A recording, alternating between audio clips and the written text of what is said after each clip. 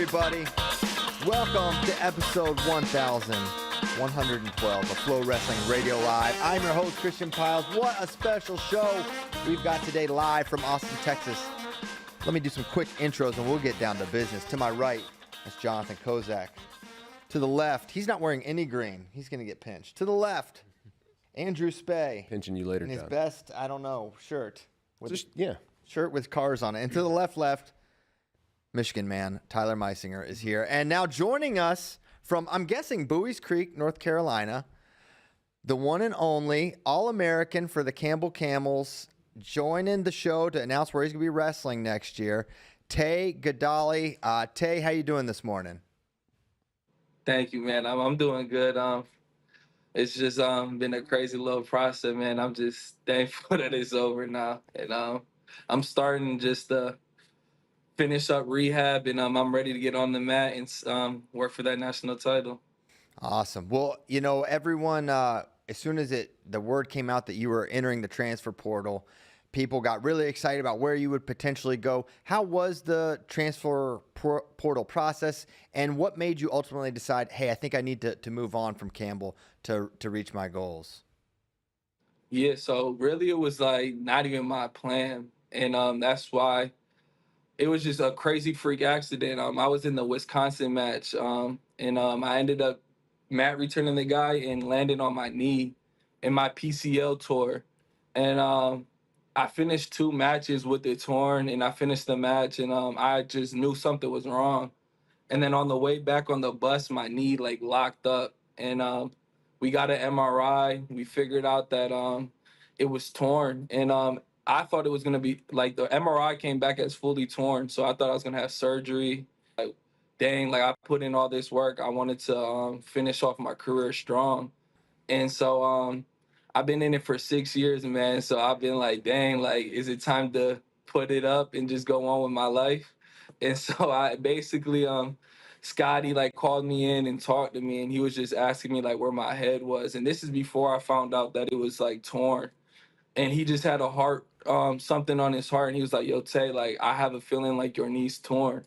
And I'm like, "Dang, like for real?" He's like, "Yeah, like something in my gut's just telling me that it's torn."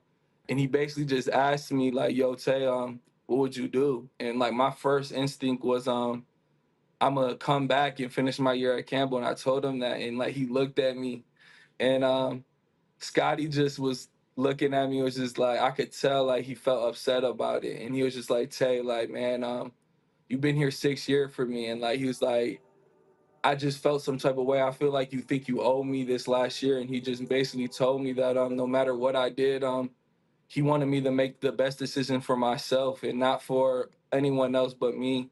And so those were things I was praying on. I really was praying on like what should I do, and I didn't have to go looking for it.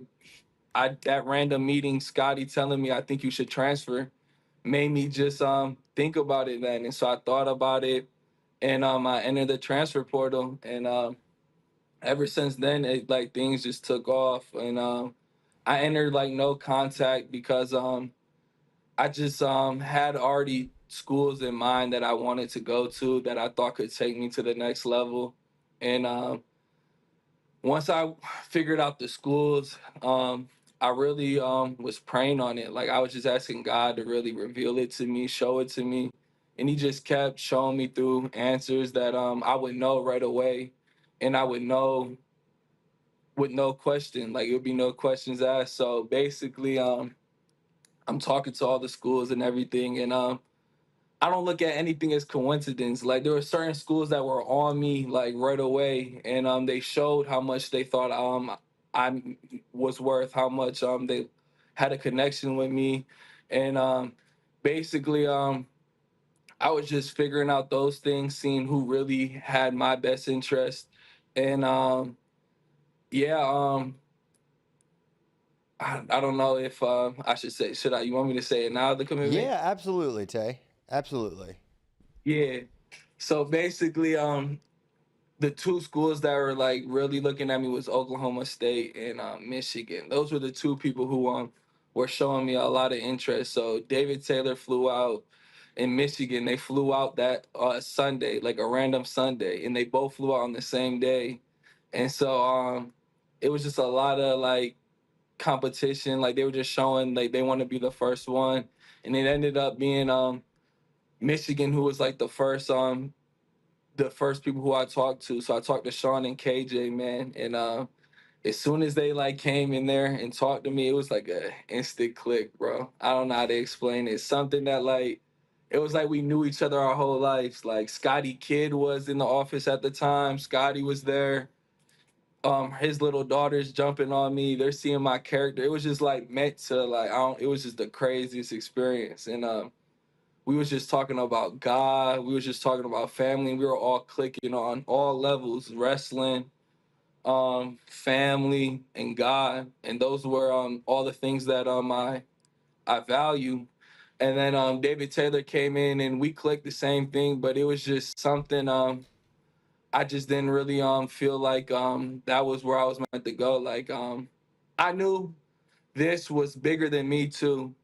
And so one thing with Campbell, man, this year was just a crazy year for us. And with injuries, Anthony Moulton, Dom Zacconi, me, we all got injured pretty much, and we still found a way to win the regular season SoCon. That man Scotty is special, man. Like I ain't never met a guy like him. And that year, God used me in a big way for my life, my testimony. I was battling a lot of things, and Christ changed my life. And I brought my whole team to be a part of it. They came to my baptism. Scotty gave his life to Christ. 50 people gave their life to Christ basically off of my story. And I just seen the impact of what my story can truly do. And so my big decision too was Michigan. I'm a Michigan guy. And my mom was telling me she didn't want me to go to Michigan. So many people was telling me not to go to Michigan. Like my mom was like, you could go be with David Taylor. He's an Olympic gold medal. They're all doing great things right now. And I felt like that was cool, but that wasn't about me. That was about their success and all that. And I've never been about a bandwagon. I've never been like trying to go to the best schools. Like I wanted to win for my family, for myself, and like tell a story like how it was. And so I just wanted to I just seen the opportunity basically of my family, the people who I've impacted at Campbell. And I've been praying, like I'm like, dang, like I've helped so many people in North Carolina. How do I reach my parents? How do I reach my family back home? How do I reach my friends back home? And Michigan presented themselves, and I just seen everything that I wanted, and the things that I wanted to do greater than wrestling was Michigan. And it was a hard decision. And but the moment I like went down there, I just came back from Michigan to visit, and man, it's something special down there. I ended up going to Bible studies with the guys. I connected with their team. Their guys believe in me. The whole team believes in me. Everybody came up to me, made sure that I just felt welcome. KJ, Austin Gomez is still there, Alex Dieringer, Mason. I just seen that it wasn't just like a one and done deal and leave. Like they all still are a family, and like they were all there for the visit, and they were all there just showing love to me. And so man, yeah, I committed to Michigan, and I just see a bigger picture there, and God's gonna do something special there this year. Well, congratulations. It sounds like, you really thought through the decision, and, you know, I don't know if you know this, but we have another Michigan man on this show, Tyler Meisinger. Let's go. He Okay. he wrestled at Michigan. He was an NCAA qualifier. What year he graduate? 2020. 2020. Okay, so you were there with Sean and them. Yeah. Those are my guys. Oh yeah, Yeah, don't get him going here. He'll be here. The whole show will be just like he loves Ann Arbor more than I don't know what. They take you to Ricewood? Oh, here we go. They took me to Knights. Oh, They you took gotta me go to to Knights in Ricewood. Wait, is that where like the brisket? Yep. Mm-hmm. I'm being Yeah, Christian. no, the brisket was The brisket there is better than brisket I've had in Texas. All right, here we go. This is what I'm talking about, guys. This is what I'm talking about. It just totally blue pilled. Well, Tay, obviously an exciting decision and one that makes a lot of sense given Michigan's track record at heavyweight the last couple of years. They go from Adam Kuhn to Mason Paris. Last year, Lucas Davison. Now Josh Heinzelman really taking a step forward in his wrestling. And now how much is the quality of training partners factoring into your decision as well? That's like you said, exactly. That was one thing I was lacking at Campbell was I was having three guys rotating on me at one time just to like get pushed. So yeah, working with people like Adam Kuhn still there, Mason Paris, just KJ, Olympic gold medalist, like just these people who I've never been able to have that type of resource. So I just know I'm gonna jump levels, and I'm just grateful for being in this opportunity, man. Yeah. Now I want to talk briefly about the 285 weight class this year, and just kind of get your thoughts before we let you get back to your day. Obviously, Gable Stevenson's in the weight. You actually wrestled Gable this year. What are your thoughts on what were your thoughts on that experience of wrestling Gable, and what's your overall view of the rest of the 285 weight class? So yeah, like we were talking with the other guys out here, just some of the news and the all these things with people saying stuff, it truly could get to you. And I'm one of those people. I'm not really on the internet. I'm not trying to like look at all that stuff, but I was really out here looking at the internet, seeing what people say. People talking about I was gonna get tech fall. It just got to me a little bit. And so when I'm wrestling him, it wasn't me out there. Like I knew I was just timid. And that's my one thing is I've always wrestled like no matter who it was, I wrestled a tough match. And man, I got tech, bro. And that was when I kind of got humbled. And I just was like, yo, there's really I just got humbled and I just knew that like I had to make bigger jumps. Like I'm not where I want to be. And basically, man, that man Gable, he's the truth. And I've like y'all say is his reattacks and like go behinds are the best in the world. And he got that first takedown on me. And ever since that first takedown, I was trying to like make up the points. I'm really like I shoot a lot, like I want to score, and I just kept shooting, and he just kept scoring on me. And most of his attacks were from my score. So I know I'm better than that. I know like what type of match I would wrestle him better now. But nah, he's the truth, man. I ain't never wrestled no one that good. So I think he is number one for sure this year. Yeah, no question about it. Well, Tay, man, it's so appreciative of you coming on, sharing your decision, sharing a little bit about the background of your story and entering the transfer portal. Any parting thoughts before we let you go and get back to your day? Yeah, man. I just want to first off just give the glory to Jesus, man, and just want y'all to know that this next year, man, is gonna be special, and I got a huge testimony that I want to put on a big stage, and Michigan wants to be a part of that. Michigan has a lot of things, man. They're great people, and whoever thinking about transferring, just commitment, man. Like we got something special, man, down there, and they're great guys. So just want to leave it as that. Is I'm thankful for y'all to bring me on this show just to tell my story a little bit, tell what I'm going through, and I appreciate you guys.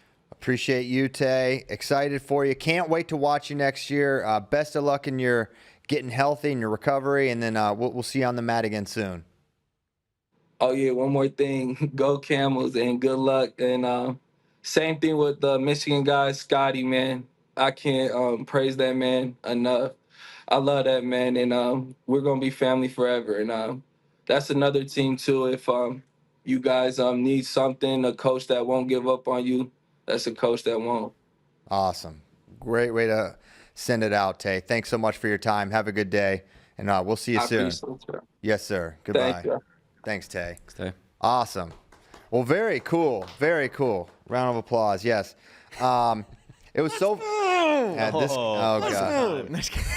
So he's pumped. You know what was funny And I like how Taye finished it off with the Campbell and the Scotty Sentes because that's a guy. Dean Smith told Michael Jordan, "You need to go to the NBA," right?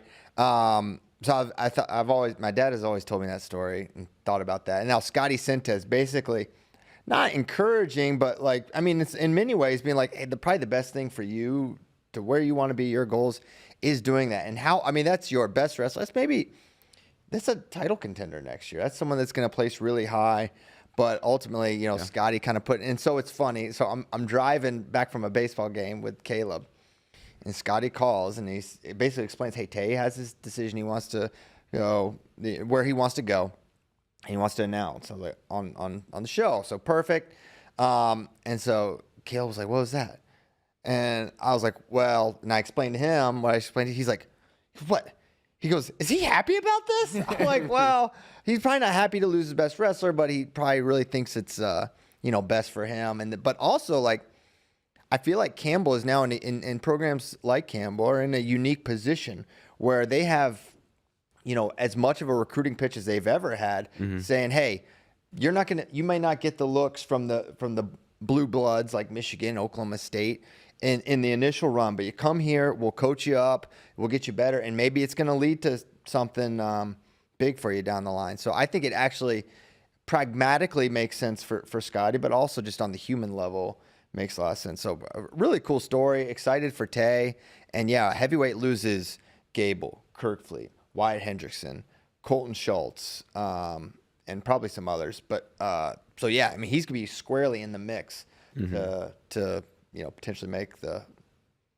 Yeah, that story about Coach Sentes, it's man, that is really what you hear from coaches. They say we want the best for you, whether it's here or somewhere else or whatever in life.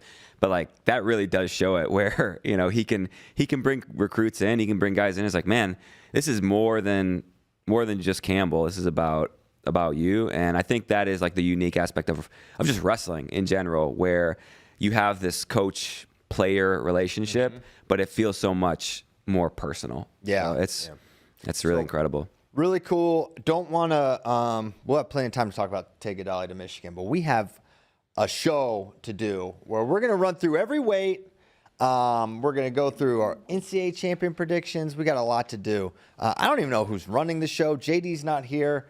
Is it Kozak? Is it Tyler? What's happening here? Kozak's Kozak. the captain. All right. Captain Kozak. Captain Kozak. Okay. You want to start at 125? Let's do it. Let's start at 125. They are the smallest. We'll start just talking about each weight. This is deep dive, right? Yeah, we're going deep into the weeds. That's why everyone's listening at home, because it's the best week of the year. It's Christmas week. It really for is. NCAA wrestling. So every weight, we'll start maybe at the top, just looking at who are the title contenders at 125? Where are the guys that you're drawing the line and saying, okay, it's these 2, these 3, these 6. I think 125 is probably one of the weights where maybe it's a little bit larger than others. I know. So I really challenged myself because I'm doing all these videos where I give my everything, and I give my title contenders. I'm really working to pare it down more, because if I give you 6 or 7, how helpful is that? How much is that? So I did 3. At 125? 3. Whoa. That's it. I would be surprised if anyone outside these 3 wins. Okay. Luke Lillidahl, Matt Ramos, Richard Figueroa. Wow. Anyone else would truly surprise me. So now the word contenders makes me think that you're out of contention if you're not on this list. That's not maybe what I mean, but if you're asking me right now, I'm paring it down to 3 or 4 or 2 in some cases. Those are my 3. Okay. React. Yeah, I think, as far as favorites versus contenders, because the All-American podium is 8 deep, there's a lot of guys that could be in the mix that you can predict. But as far as getting to the top of the podium, who's going to actually win the whole thing? Especially since we're all picking only one, the 2 names that stick out to me are Ramos and Lillidahl. Figueroa obviously did it last year, so he's capable of going on another run like that. I would not be as really surprised if Ventresca or Robinson or Spratley won. I put them kind of more on the same level as Richie right now. But for the top 3, if you had to put one guy in there, I can see that. Okay. A lot of those guys would surprise me. Going on a run. I think Vincent Robinson is the one guy that I would maybe feel a little more comfortable adding to that list, even though Eddie Ventresca beat him twice. I don't know. There's something about the way that Vincent wrestles compared to Eddie makes me feel like maybe he could do it. But yeah. I think Richie's a tough matchup for Vincent, and then Lillidahl also. I mean, middle school Macron. Sometimes he's wrestled like a high schooler or even a D1 wrestler recently. Even a college wrestler. He's going to have Robinson in the second round. I think that's actually an interesting match. Should Macron get by Mark Anthony McGowan?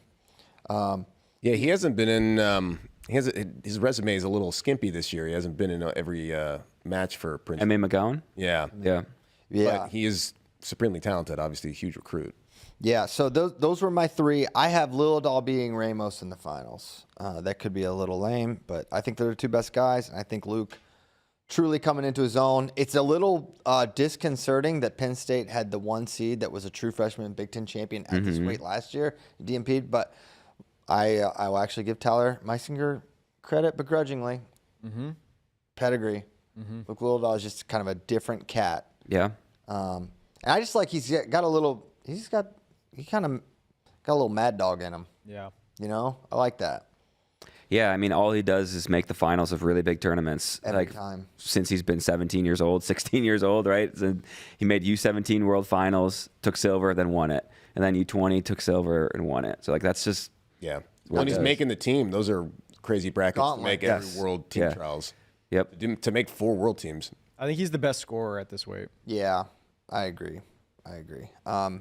So, yeah, that's my view. There's a lot of interesting matchups throughout this bracket, but I think that's what stands out. I don't have any double-digit seeds on the podium for this bracket. A couple guys to watch out for that I think Maximo Renneria versus should he get by Jacob Moran in round 1, I think him versus Ramos is a little more interesting than people realize. Okay.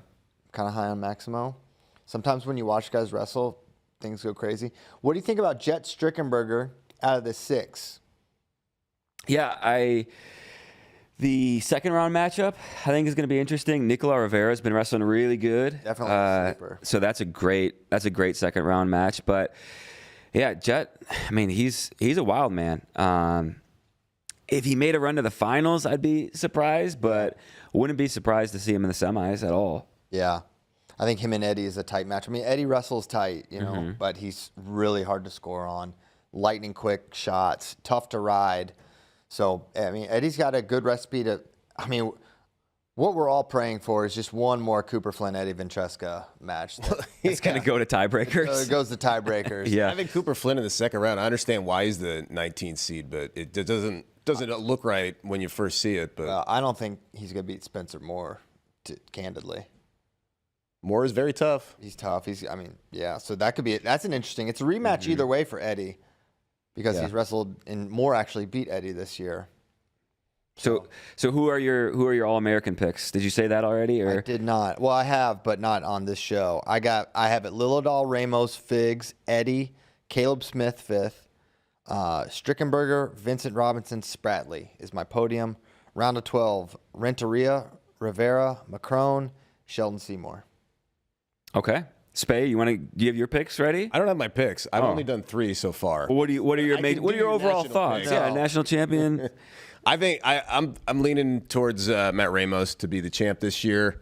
I would not be surprised with Lillidahl, but he's got a little bit of the X factor, a little bit of he can do things and he does try things that other guys don't. Although 125 is pretty wild with all those guys. And then the top contenders, everybody you mentioned, is a pretty good top 8. I might have it a little bit different arrangement, but yeah. Those are all the guys. Now, you, for a couple years in a row, have got 100% of the matches right for the NCAA bracket. Yeah. And the basketball one, too. Right. Do you anticipate doing that again? Yeah, it's just a matter of time before I figure out what exactly is going to happen in every single weight.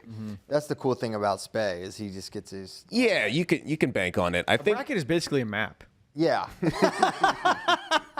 Yeah, and you spend enough time looking at maps, and the brackets, it all just comes together like one of the scene in The Hangover with Zach Galifianakis. Yeah, exactly. So he's putting the pieces together. He's taking Yeah. his time with his bracket, but eventually he'll know every winner. Yeah. Which is cool. I dropped the ball on this weight. I thought I filled out the bracket, but now I'm looking at my phone and it's just it's Yeah. empty. So, anyways, Well, you probably made a copy of it, if I had to guess. I did. And that is the copy. That's the But anyway, Luke Lillidahl's been my pick from the beginning of the year. You can't jump. You got to ride. can't You got to jump. ride with him. I feel really good about it right now. But one of the things I'll say is like, you see a guy coming really hot off conferences, doesn't always transfer. Frequently does So, not. Yeah, it's like to stay at that level for 2 weeks and in a tournament like this gonna be crazy. I mean, Ramos got a couple of years ago, the year he beat Spencer, he got measured by Michael D'Agostino at Big Tens. And then he just went nuclear and made the NCAA finals and pinned Spencer Lee. So it's really, especially Big Ten wrestlers. Yeah. Like the success doesn't always like keep you on that trajectory, nor does the Big Ten. Like you see a guy that has a down Big Tens, it's like, man, the house isn't on fire normally. You know, guys can. I mean, Eric Barnett was a great example of that. I think he was like 10th at Big Tens last year, and I think he wrestled in the semis, or he had a great NCAA tournament. Yeah. Tyler, what's the chat saying? Someone said, I love how in the 125 preview video, CP gives Renteria a bump for beating Figs last year, but refuses to accept that Spratley bonus Figs last year. What's the difference? The difference is that's just what I believe. There's no I don't know. It's vibes. It's just vibes. Yeah. They 65% of the 109 votes have Lillidahl. We got Figs with 11%, Ramos with 19%, Other with 5. Interesting. Okay. Pulling on the podium or around 12? I do not. None of those. I have young Steve-O. What's he seated? He's 10th. He's down there with Tanner Jordan, which That's is a really first So, round yeah. match. yeah. I've got him. I'm on 120. I'm on 33. That's why I can't find Steve-O. He's not at that weight. So, yeah, I have him beating Tanner, losing to Spratley, and then who beats him? I have him losing to Renteria around a 16. Yeah. I mean, 125 certainly got a little wilder as the season went on, and Poulin looked a little bit more consistent in the beginning of the year. That name stood out, and I was just trying to think. Yeah, I'd like to see it. 20 and 3. It'd be cool. Yeah, that group of those 3 Big 12 guys right there, you could see Tanner Jordan making a run to the quarters. I know he hasn't had the best end of the season, but it was similar last year. He's like, he really wasn't an All-American guy until he put together the tournament. So that'd be a fun little quarter there. Yeah, it's a good group. Chase in the chat said Penn State has not had an All-American at 125 since 2016 with Nico Megaludis. Does the streak end? They call that the Suriano curse, right? Yes. Yes. I believe that it does because. The curse of the great Bambino. Yeah. Yes. Exactly. Yep. All right, should we go to 33? Let's do it. Who are the title contenders at 133 pounds? Okay. Whoops, wrong one. Let me pull it up here. I feel like this weight is one I was really stuck on filling out. Again, I challenge myself. I make it hard, okay? I said Lucas Bird, Drake Ayala, Nasir Bailey. End of list. Those are my 3 title contenders. No Zeth Romney? No Zeth Romney. Okay. No Zeth Romney. I like him. I think he's really good. But I feel like Nasir actually doesn't factor into that it wouldn't until the finals. But I don't know. It's just honestly, a big part of it for me, if you look at Romney's path, Tyler Knox round 2, do not sleep on that match. Knox beat him this year. I think he's come back down to earth a little bit. And what makes things a little tough for Knox, really, he's a good competitor. He's really hard to score on. But I feel like those super scrambly guys that are hard to finish on, second time out, you're ready to adjust to those finishes. So that's why I feel Romney probably gets him this time. But that's only 14-4 this year. I'm not ready to put him on that title contending trajectory, even though it's probably earned. You know, he beat Nasir Bailey. He's got some nice wins. He won a tough Vegas. But there has to be a line. There has to be somewhere a delineation. So that's what I went with. Yeah, Romney's certainly trending in the wrong direction, I think, heading into the postseason, where in December it was like, he could be the number 1 guy in the nation right now. Right. But, man, one thing I'll say about Zeth is he looked like a huge 133 pounder. Just like so big. So I think the cut's going to be important. And then also, like, if he's in the semis, I think I kind of feel I feel pretty good if he makes the semis. Like that Friday night, how many hours off of weigh-ins? Like, I don't know. So you think Romney over Bird? So I actually picked. I did fill out this bracket, and I picked Seth Romney to make the finals. What a pro. Mm-hmm. So you got Romney in the finals. I got Romney in the finals versus Drake Ayala. I have Bird, Ayala making the finals. Really? I have Drake. I also have Drake. You do? Yeah, I have Drake winning. Yep. Wow.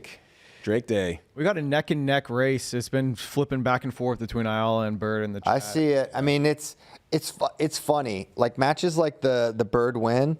It's the most, dominant measure of victory we have in the sport.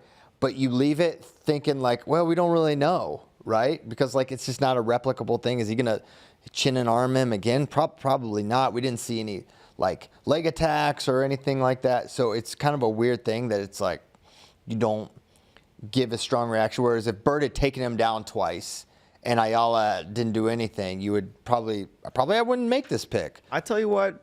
Tell me what. I'm shocked that Nasir is not in that fight in this poll. Because I think that Nasir Bailey is going to win this. My original draft, which is AKA my sloppy copy, I had Nasir making it to the finals. Yeah. But, upon revision and upon much scolding from my son Caleb, I altered it. What does Caleb have to say? What do you think he's got to say? Drake's his favorite wrestler. Right. Drake's like his far and away favorite wrestler. Well, I'm going Bird, but I totally see a way where Ayala or Nasir could snag that championship. Hey, some good sleepers to look for. Takeo Davis, TK for Gardner Webb. Mm-hmm. He's very tough. I don't think he's going to put a super. I wouldn't predict it, but that's a guy that's going to make life tough. Who did he beat this year? Did he beat Noto or they were at the Black Knight Invite is where I first saw him. Okay. Yeah, he had a good early win. I forget who it was. But I can't recall it either. Mm-hmm. I just know he's tough. And then Noto's got the 15, which is wild. Yeah. Yeah, honestly, he's kind of turning into Noto again, I feel. And he's been able to, some years he kind of lays in the cut with his seed and then he has a nice performance. He's won 11 out of his last 12. He's wrestling pretty well right now. So I think that's an interesting matchup for Drake in round 2. Well, Noto took, third last year at 125? So you got the number 2 and 3 at 125 from last year meeting in the second round at 133. And here's the thing. The 26 seed, Kai Orini, you look at his record and you're underwhelmed. It's 12-7. This is a guy who's a multiple All-American. But Kai is losing so close to all these guys. He knows how to win at this tournament. He's done it repeatedly. I think he's a super interesting 26 seed. I think it sets up perfectly for both guys because Nick Bouzakis needs to lose in the first round so that he can fulfill his prophecy of just wrecking everyone on the backside. Ultimate road warrior. So they could have a little handshake agreement. Kai's like, I need to stay topside for a little bit. I'll beat Dylan Chauver maybe. So, but in all seriousness, I think that's maybe one of the top round 1 matches. It's going to be close. No one's blowing Kai Orini out right now. So I think if you're looking for a major seeding-wise upset, it's that one. But I think to the certified ball knowers, you know that this is a very close match. Yeah. You kind of alluded to it earlier, but coming out of that 4-5 quarter in there's 8 wrestlers. And I could see 6 of those guys making the semis. Absolutely. Where you have Dom Serrano, Angelo Rini or Ethan Oakley, Tyler Knox or Blake Borman, and then Seth Romney. Some maybe. Maybe Rini and Borman are more dark horse. Rini's tough. Yeah, Rini's tough. Really tough. Borman's beaten Nasir Bailey this year, right? Well, Rini beat Bouzakis at Big Ten. I know, that's what I'm saying. But did Bouzakis throw the match? Just so he could people need to ask these questions. Yeah. This guy's losing early, and then he just goes wild. Mm-hmm. What did we see Braxton Brown, Braden Davis at Big Tens? Yeah, Braden won. Okay, Braden, but it was close. It's super. Man, Braden he is just in all these matches are so close, and he's just squeezing, hanging on, avoiding giving up takedowns and fight. He's hard to beat. That's a wild 8-9 second round match that we could see. Mm-hmm. So who are your All-Americans? Drake, Lucas, Nasir, Zeth, Bouzakis, Chauver, Braden Davis, Braxton Brown. That's a lot of Big Ten, boys. Wow. But Yeah. it'd be like that. All right. Then I have Serrano, McGonigal, Knox, Frost, round of 12. Okay.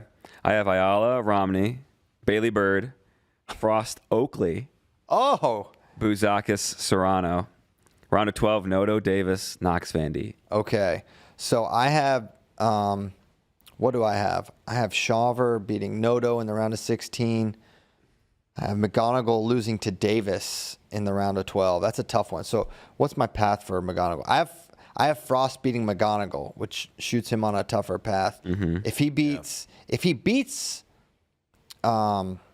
Frost, then I think he'll have probably have Braxton Brown. It's probably like same for McGonigal. Yeah. Braxton Brown, Braden Davis, two pretty tough guys. He it's the 8 and 9. So probably doesn't make a huge difference. I got Bouzakis beating Knox in the round of 12. He majored him at Vegas.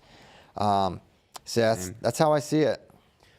It's definitely the wrong way to construct a bracket when you're filling it out. But what I want to do is figure out a way to get Connor McGonigal on the podium. So hard to get in the lineup at Lehigh, and then Ryan Crookham comes in, and then he transfers to Virginia Tech, and he's just trying to. Where's Ryan Crookham now? Well, yeah, I mean that's the irony of another irony of the Crookham injury, but yeah, I just think it'd be a good story, good for Connor. But that's not how you should do it. You should pick who you actually think. Maybe that's something we should look out for as we go through. Is like the guys you want to see. I do, yeah. All American because narrative makes me fill out things sometimes that I regret in hindsight. Yeah, You always do an article that's like the best seniors that haven't All American yet, right? Oh yeah, I have some names prepared here a little. We can do that at the end or as we go. we can do that at the end. Yeah. we can do it at the end. There you go. Cool. Yeah, we'll do that. Thank you, Nikki. We got anything? Anybody say anything before we go to 41? No, people are really excited for you to jump to 41. Oh, really? Yeah, they want you to talk about Alirez. I mean, this is the way to wait. Hardy in the This is- quarters. Yep. People are just talking about how they're excited for you guys to. Let's do it. Let's do it. All right. Let's actually skip it. Yeah, let's Yeah. save it. We'll finish. Save it. Just Maybe we kidding. just won't get to it. No. Just kidding. Drake ended up winning this poll, by the way. 139 votes. That's 'cause 37%. Iowa. Caleb's got all those different YouTube Yeah. accounts, and he's just switching from one to the next. Yep. That's what's happening. All right, let's do it. 141 title contenders. Where did you make the cutoff? I expanded to 4. Just the 4? Just a 4. Yeah, just 4. Come on. Wow. Brock Hardy, Bo Bartlett, Jesse Mendez, and Andrew Alirez. Those are my 4. Okay. So yes. Man. So some good wrestlers not on there. Disrespect to Cale Happel, Vance Vaumbar, Tegan Jameson, Incredible respect Josh Goderhant. to all of them. I understand. Yeah, no, I it's giving me a understand. hard time. But yeah, that's where I drew the line. I really think Hardy's undeniable after what he did at Big Tens. He just looks like he's wrestling at his best right now. This is kind of what we thought after 2 years ago. We're like, who's a guy that could emerge in that title contending? We said Brock Hardy for sure, just based on the year he had. He's really good. Another year in the lineup, and then wound up. Yeah, he was good last year, obviously plays, but he didn't take that step forward. And now it seems like that's coming to fruition. He is excellent, and of course, I don't think any list would make sense without Jesse or Bo. And with Jesse, I think there's something up. Now, I don't know anything. I just know what I'm seeing, and what I'm seeing Finally, is he admits it. finally. But I've seen him on all these leg attacks, and he just is stopping against good guys. So I don't know. Something doesn't smell right. He's still a dog and could just grit it out. And he still almost beat Brock Hardy. He lost 9-8 with riding time. Yep. Yeah. And there was a locked hands call there too, which now, to be fair, he locked hands. But is that likely to replicate? Yeah. Yeah, with that match, I don't know. That was a weird match that he lost to Hardy, and I kind of chalked that one up to just like circumstances, the way the match played out. Like even I forget, it was like the third takedown he gave up, where it's like, okay, he felt urgency. He was kind of like, oh, I got to get it back right away, and he like stepped in like to a shot, and Hardy took him down again. So I don't know. I don't put that much into it. Jesse Mendez is my pick to win this. Really? Oh yeah. You and Yeah. Caleb Piles. Caleb's like, he's the best. He's a dog. He's gonna figure it out. Yeah, I think it's Hard to argue with that. It's like the hot hand right now is Hardy. I think the most consistent all year, at least the way he's looked, is Bo Bartlett. And then Mendez, I can totally see where you're coming from, where it's like, this is not the same Jesse where he's at his peak, but I got to, like, making a pick, I'm also going with Mendez. And I'm surprised. And so he's the returning champ, and I just seen him do too many, like, got that dog in him type stuff. Yeah. I agree. There's something to be said. You know, you talked about Brock Hardy and how good he's looked, and like, I don't know. I think I really like Brock Hardy, so I don't want this to sound the wrong way, but like, I think there's a reason why the Big Ten performance stands out, because it's like, whoa, like, this isn't necessarily who this guy has always been. You know what I mean? And so for him to do that twice in a row would really surprise me. Yeah. To put together another run just like we saw. Now, if he does it, it's like, man, that's awesome. Like I said, I think Brock Hardy is really cool. Sounds like you would hate it. I like all those contenders that you picked. Those 4 guys to me stand out as like the guys where, okay, any one of them could go on a run and win. And it would be a great story for everyone. So the narrative is making me want to pick all of them. Yeah. Panther Train can scream because Cale Happel did beat Brock Hardy this year. I saw that he beats match. Taye Jamison every time they wrestle. I rewatched that match, and yes, he did win. My assessment of that match was a lot of Hardy, a lot of offense from Hardy, one big sequence from Cale Happel. And to be fair, you know, he got up the cradle. You get 7 points. You can dictate things a little bit differently. But I just feel like over the course of time and more matches, I just think Brock will score more points. That's just what I believe. Now, the tough thing is Andrew Liris. Yeah. And assessing him. Because on the one hand, you know, I thought he looked good against Tagan, and then a little like Jesse, he's in on this deep single leg and just gets kind of horsed over. Yep. You know, Tagan pulls that ankle and kind of gets him in a weird position, and then ultimately wins that match.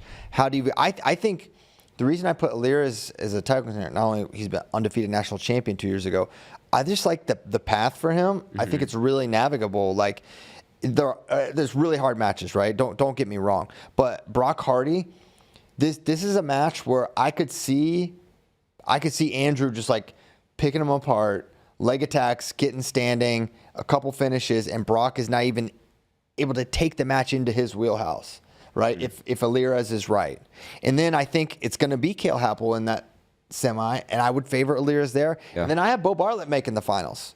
Okay. So I could see him. He's won that match in the past. So that's why I have Alirez as a title contender, although he's not my champion. Okay. My champion is Bo Bartlett. Wow. Over Brock Hardy. Wait, Going.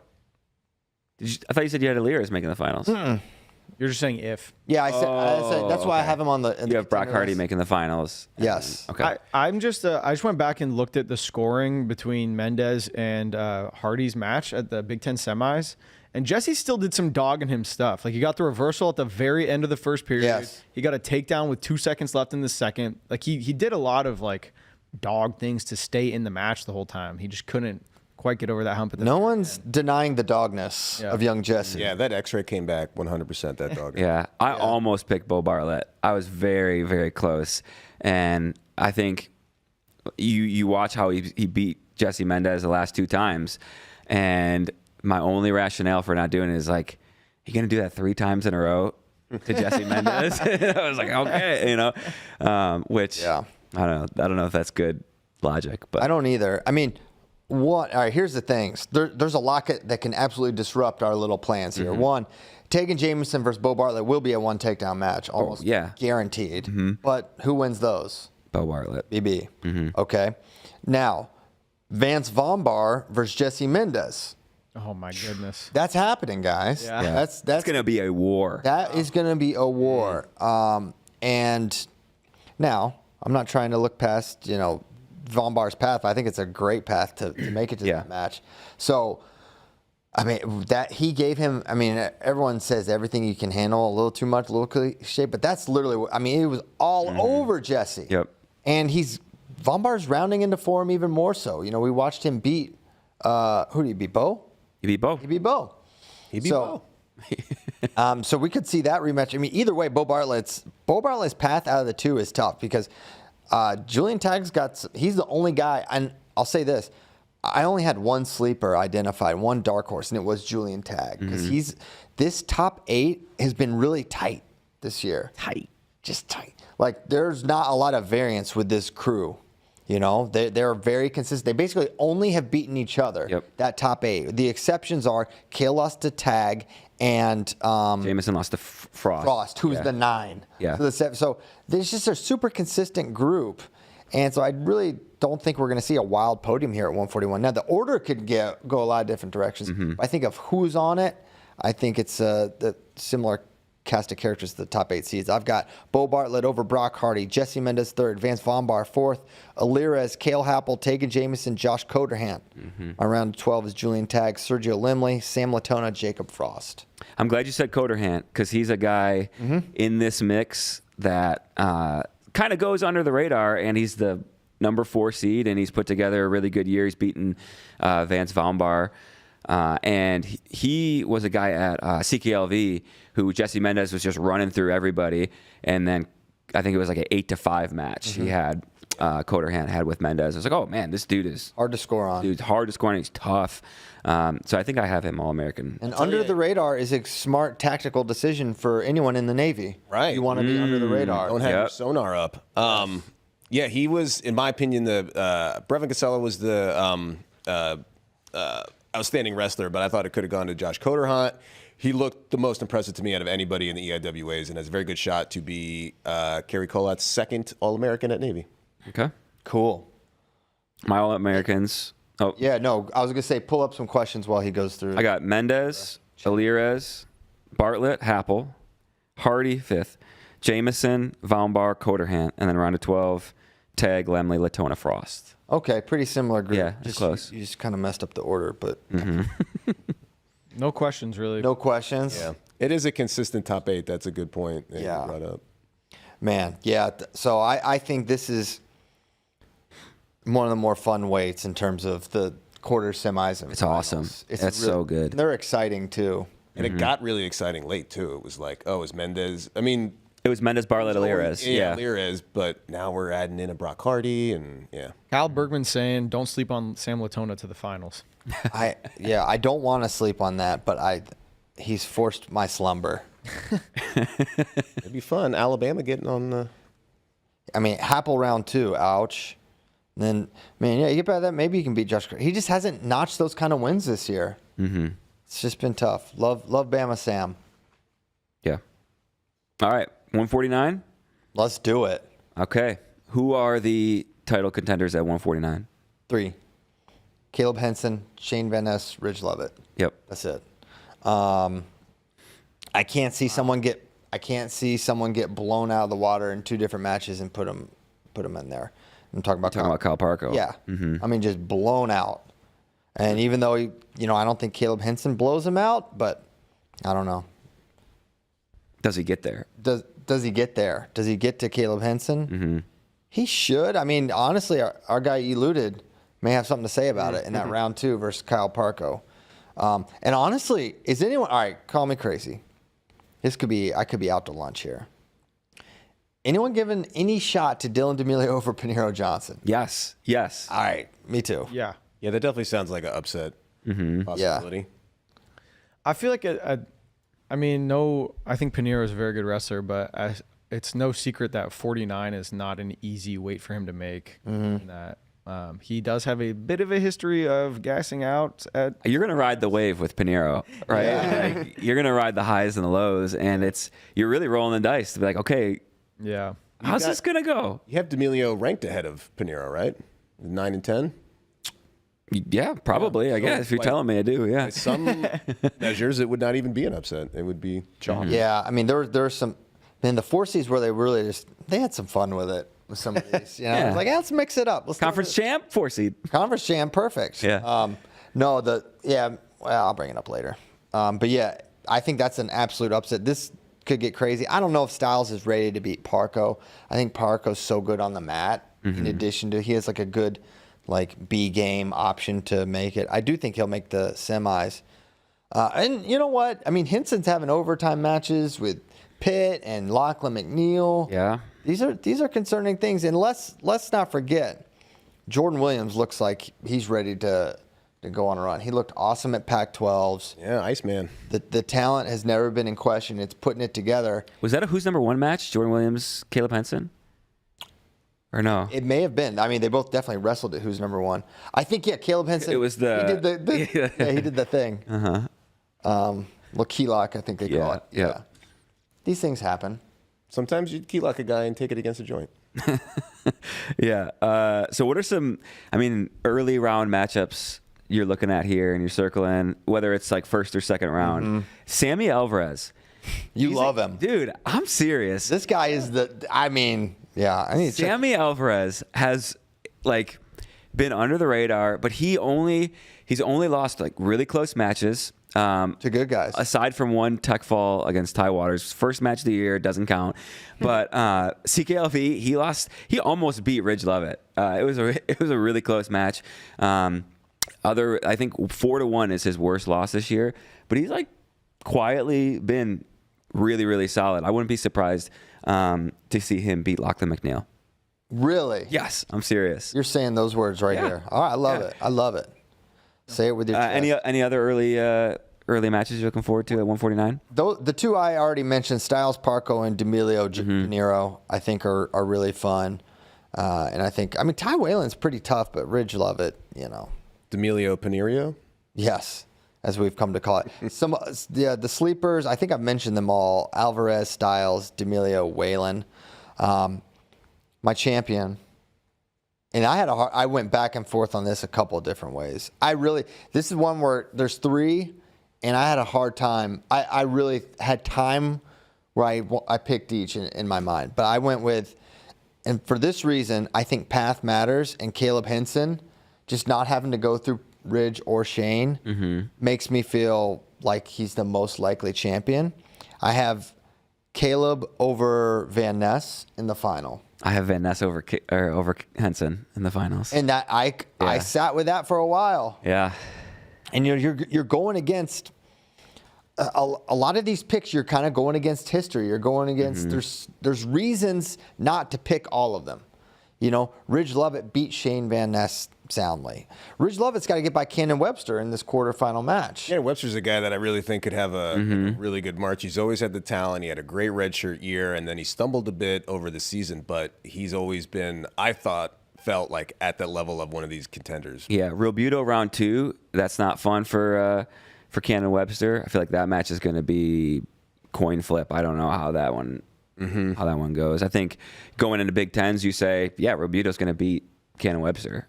But after what we saw him do, then kind of feels like Webster's the guy. Yes. Yeah, Yes. Webster just needs one tournament, and I feel like he can. But he has given reason to drop him down a little. Look at this. We're just going back and forth at Van Ness and Henson. I love it, man. Interesting. I think I'm going Henson, but it's one of those where those three guys would be fun to So here's a question for you, Christian.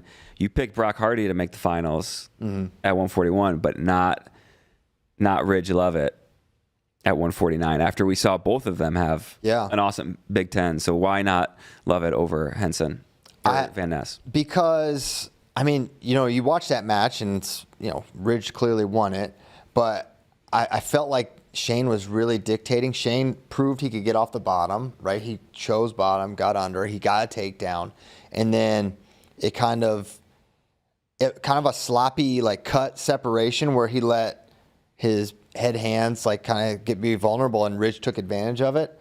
I just think Van Ness will be ready. I don't know. The matchup works for Ridge. He talked about it openly, and I don't disagree with it. I just think Shane, that semifinal round, you really got to be pretty sure of yourself to pick against Penn State in that round. So it's the Penn State bump a little bit, huh? A little bit of that, but I watched the match and I thought the matchup. I think the matchup works for Shane. I don't think it's a stretch. I think he has more neutral offense. He can get off the bottom if he can. He may not. He may not even go under. And it's always interesting with Ridge. I think an early takedown is huge for Van Ness. If he gets that really dictates a lot of stuff.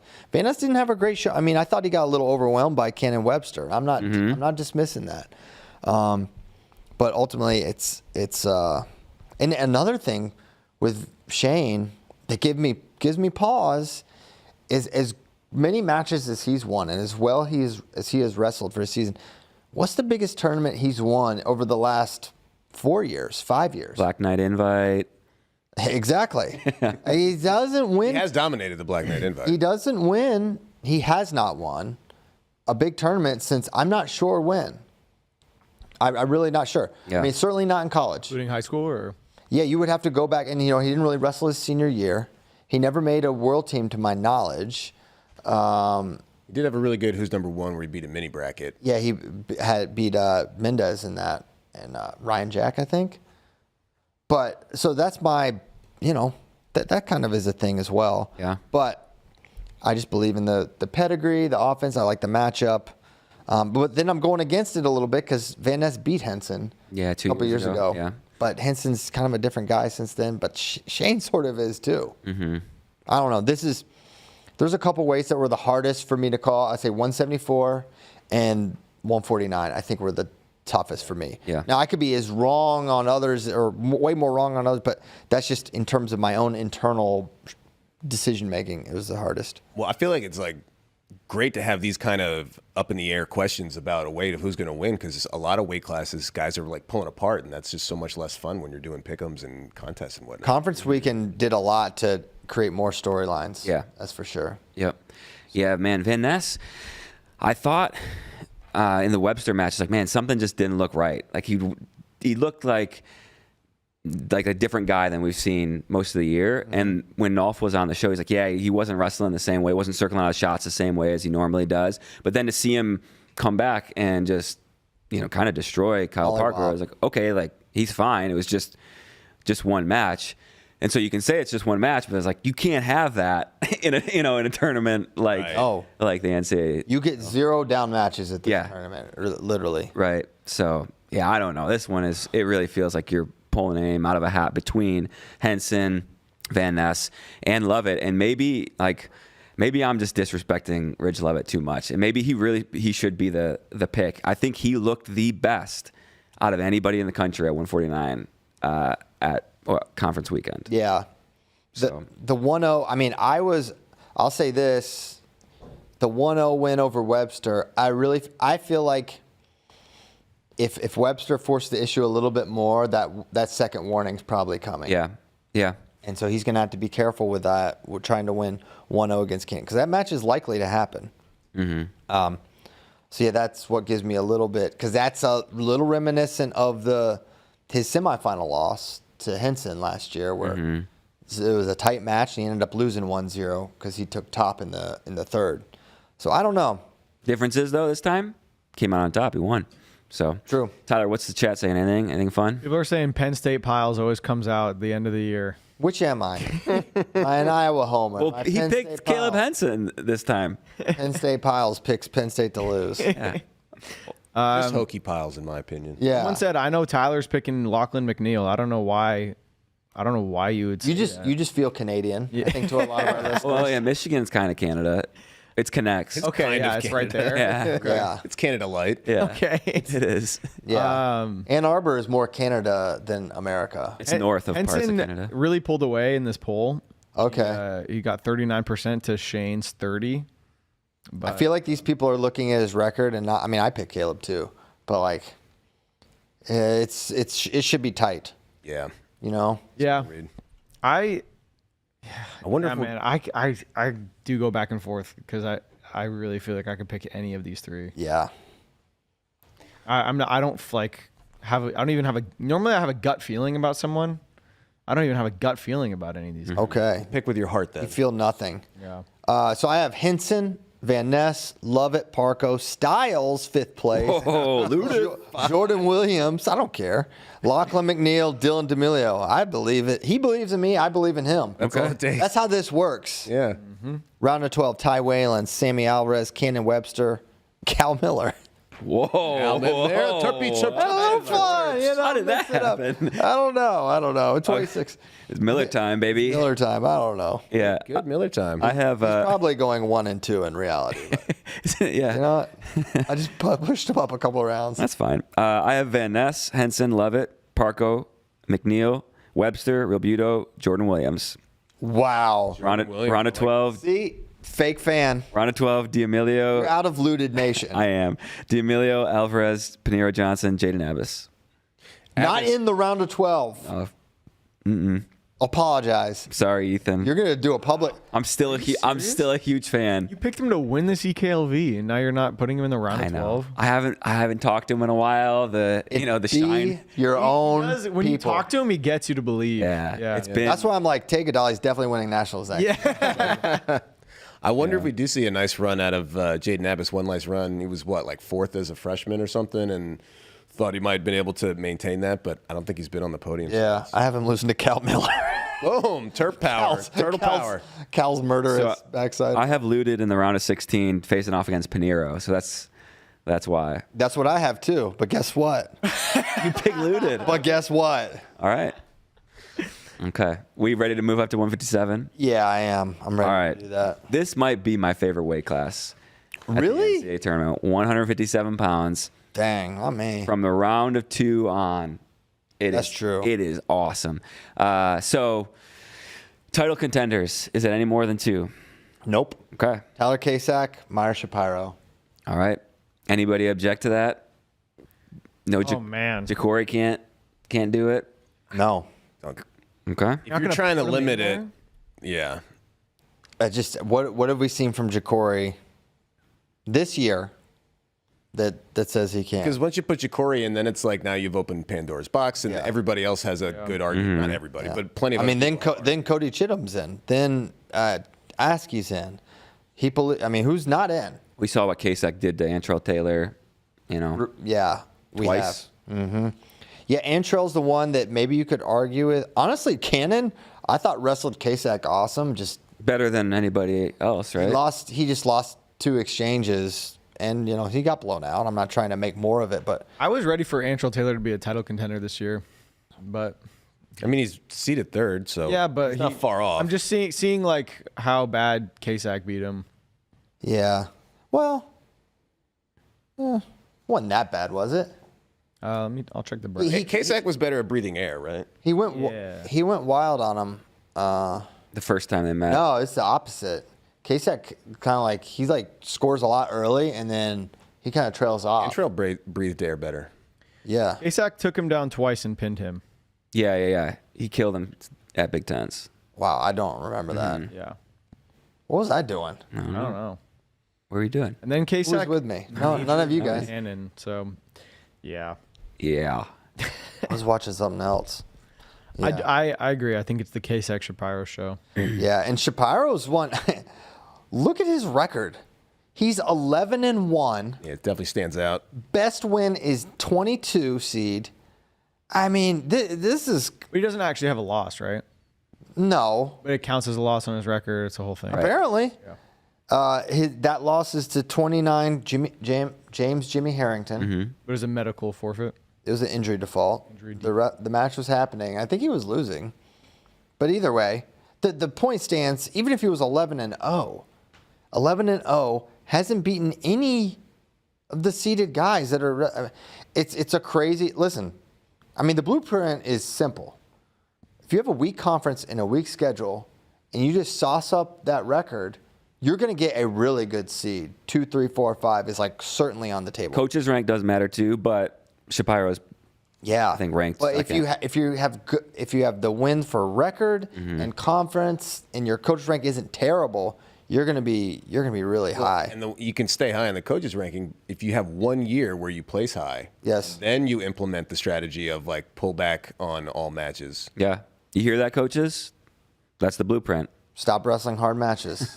Have a weak schedule. So here, I have a question. If Teamer beats Shapiro round 2, does Ja'Cory now become a title contender in your eyes, or are you just certain that Kasak is going to win it all? Yeah, I'm just certain Kasak will win. I think at that point. Shapiro's a tough guy to I've been driving the train from last year. I picked him to win NCAAs. Preseason this year, throughout this year, he's been my pick. But I have concerns about him running this gauntlet. And honestly, I don't do this. I don't jump off my preseason picks very often but I did in this case. Wow. I have Kasek winning this. He's just shown so much to me this year. He's got crazy grit, a lot of ways to score. I just trust his tank. I don't know. I just think he's going to find a way to win this tournament. And I like his path to the final. I think Meyer has a tougher path to make it. I mean, it's lining up like Shapiro would face Teamer. Then I think Zerban or Ethan Miller. I think either of those matches are kind of hard. And then probably Antrell, although Ryder Downey's beaten Antrell. I think that's a hard matchup for Meyer. And then Kasek, I just think that's a tough path for him. I think he stumbles in one of those. He has the best offense at this weight. I will never say anyone has better offense than Meyer Shapiro at this weight. He has more ways to score. He's the slickest. I just don't think he's going to win the tournament. Shame on me for backing off. But I have similar thoughts. If you were to ask who's the best wrestler in this bracket, I'm saying Meyer Shapiro. He's got the best chops on the mat. But that path is tough. That bottom half to me looks way tougher. And then I haven't gone through and made picks there, but I'd have to pick Kasek. Just the odds of him stumbling, I feel like, are much less on the top side as well. Yeah.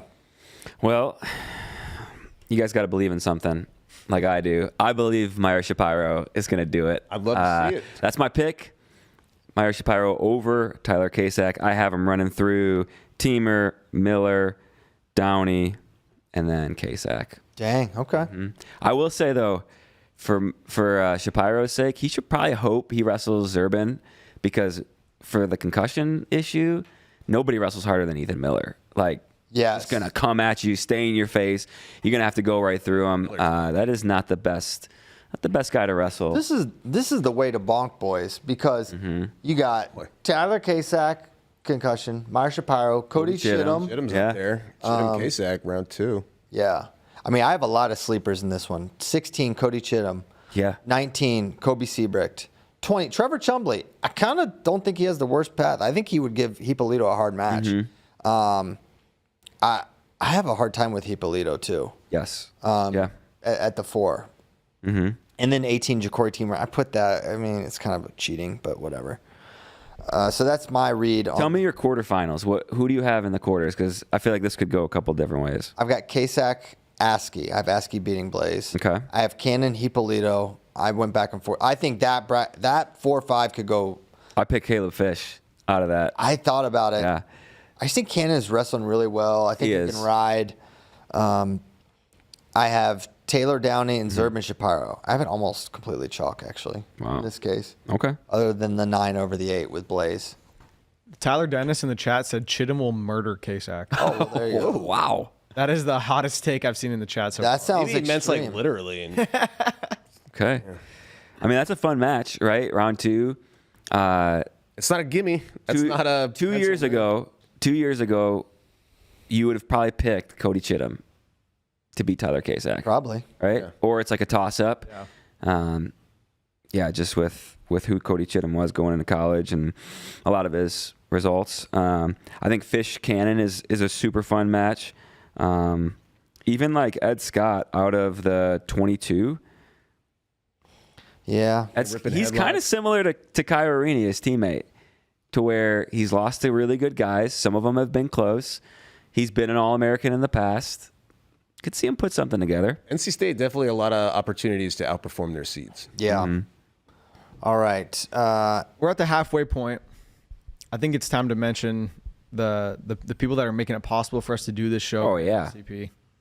Go for it. Nikki, our producer. Thank you, Nikki. No, this show is brought to you by Lineup Legends. Listen, this is pretty simple. This is the easiest one. Sometimes you got to read stuff and you got to say things, and it's like, all right, well, what? This is so simple.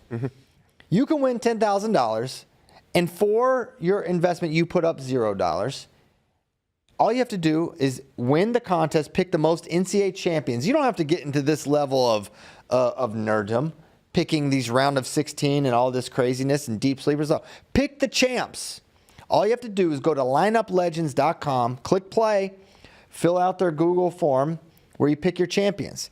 Last year, the winner who won $10,000 US, which is worth more today than, well, I don't know what that means. So that's kind of backwards. But $10,000 is still a lot of to your money. point, you can actually win up to $20,000. What? Yep. There's an How? extra par at the end, so you can win a max of $20,000. Wait, I didn't know this. Yes. Are you? You might be making this up. I'm not making it Don't up. lie about lineup legends. If you read it says here. I'll pull it on screen for you right now. All right. This is the Google form. Wait, where? Tyler kind of rhymes with liar. So Look, prize $10,000, $0 entry fee, 10K total winnings available for any person. Additional $10,000 available, 20K total winnings for any person who is eligible and properly competes. The extra section at the end of the form too. well, complete the extra section, you say. All right, what do you have to do? To be eligible. There's an extra section. Probably got to be over 5'10". Shoot. Dang it! Dang it. Only Spay is eligible. Okay. I'll share if I win with you guys. Okay. That's My cool. Short Kings. Yeah, Caleb's already entered. Caleb's in several competitions, including a dual meet fantasy competition with me, where we just drafted back and forth, snake draft. So all you got to do, go to lineuplegends.com, click play, do the Google form, pick your 10 champions. Last year, the 10K winner only got 9. I say only. I didn't get 9 right, but this person got 9 right. So if you get 10, you'd be in good position to win the 10K. So there you go. And there is a tiebreaker because some people will have the same amount right. Anything that I missed? I'm going to give my official lineup legends 10 once we finish. Once we finish, Wow. we're at the halfway point. People should know. People should know. You should lie about like one or two of them in case anybody tries to Shoot. copy your Yeah. your picks. Yeah. All right, I might do that. Yeah, I and could. you won't know. So these are my official picks for the show. Are they my official picks? You may not know. Yeah, we'll see. Okay, Dr. Seuss. Yeah. My daughter was just in Seussical, so maybe I'm just go. maybe I'm just a little rhymey. I don't know where you'll go or what picks you'll know. Okay. So 165? Did you give your full All Americans for 57? No. Tyler Kasak, Meyer Shapiro, Ryder Downey, Trelly, Brandon Cannon, Tommy Askey, Caleb Fish, Ethan Miller, Hippolito round of 12, Kobe Seabrecht, Vinny Zerban, Cody Chittum round of 12. So you picked double Miller time on the podium. No. Wait, you said that Meyer Shapiro has been your pick all year, and you just And then he picked said Tyler he, Kasak. and then he said he Welcome to the broke show, it. Tyler. I've been explain how he Look, did. man, you know how much multitasking I'm doing over here, making sure you get the ad read going. Yeah, no, it's what that means is me and Nikki are just making jokes over the earpiece while we do the show. That's what that means. Well, the ad read got done. So you don't have Ja'Cory Teamer No, finishing the top 8? Wow. of course not. Of course. Have you? What have you seen, Ja'Cory? Listen, I believe. Yeah, He beat Caleb Fish. yeah, I know. I Ghadiali. have him losing to. It's Miller time.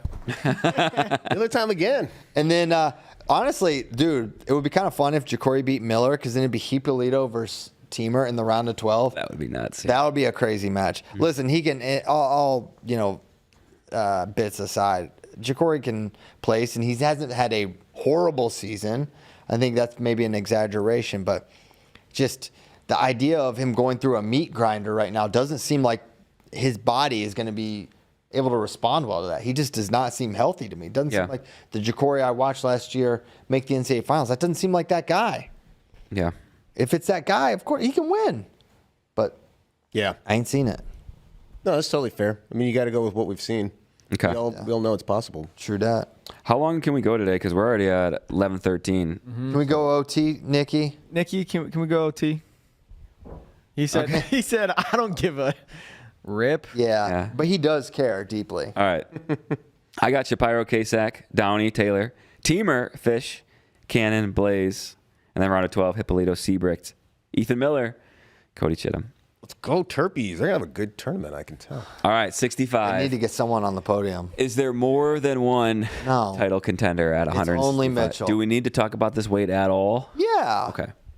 Yeah. These are people too. Okay. All right. Just because Mitchell's in it, he doesn't get to spoil all our fun. Mitchell, you fun stealer, just beating everyone. So he is my only title contender. Yes. I have 2 sleepers, Nico Ruiz, Yeah. Chris Minto. I think they're both really good. And I have Minto on the podium. I don't have Ruiz doing it. I think his path gets kind of tough. There's a lot of fun early matches here.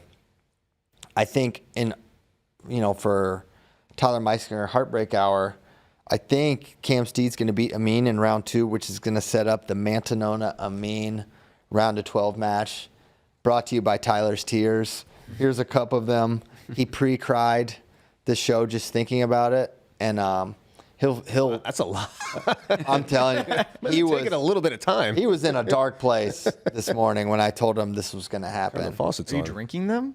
I am. No, he okay. is. I am. They're Kozak loves to drink. From one Michigan man's some- tears yeah. to another's Great source of hydration. electrolytes. circle of life. No, that'll be. I just really hope that doesn't happen. Yeah.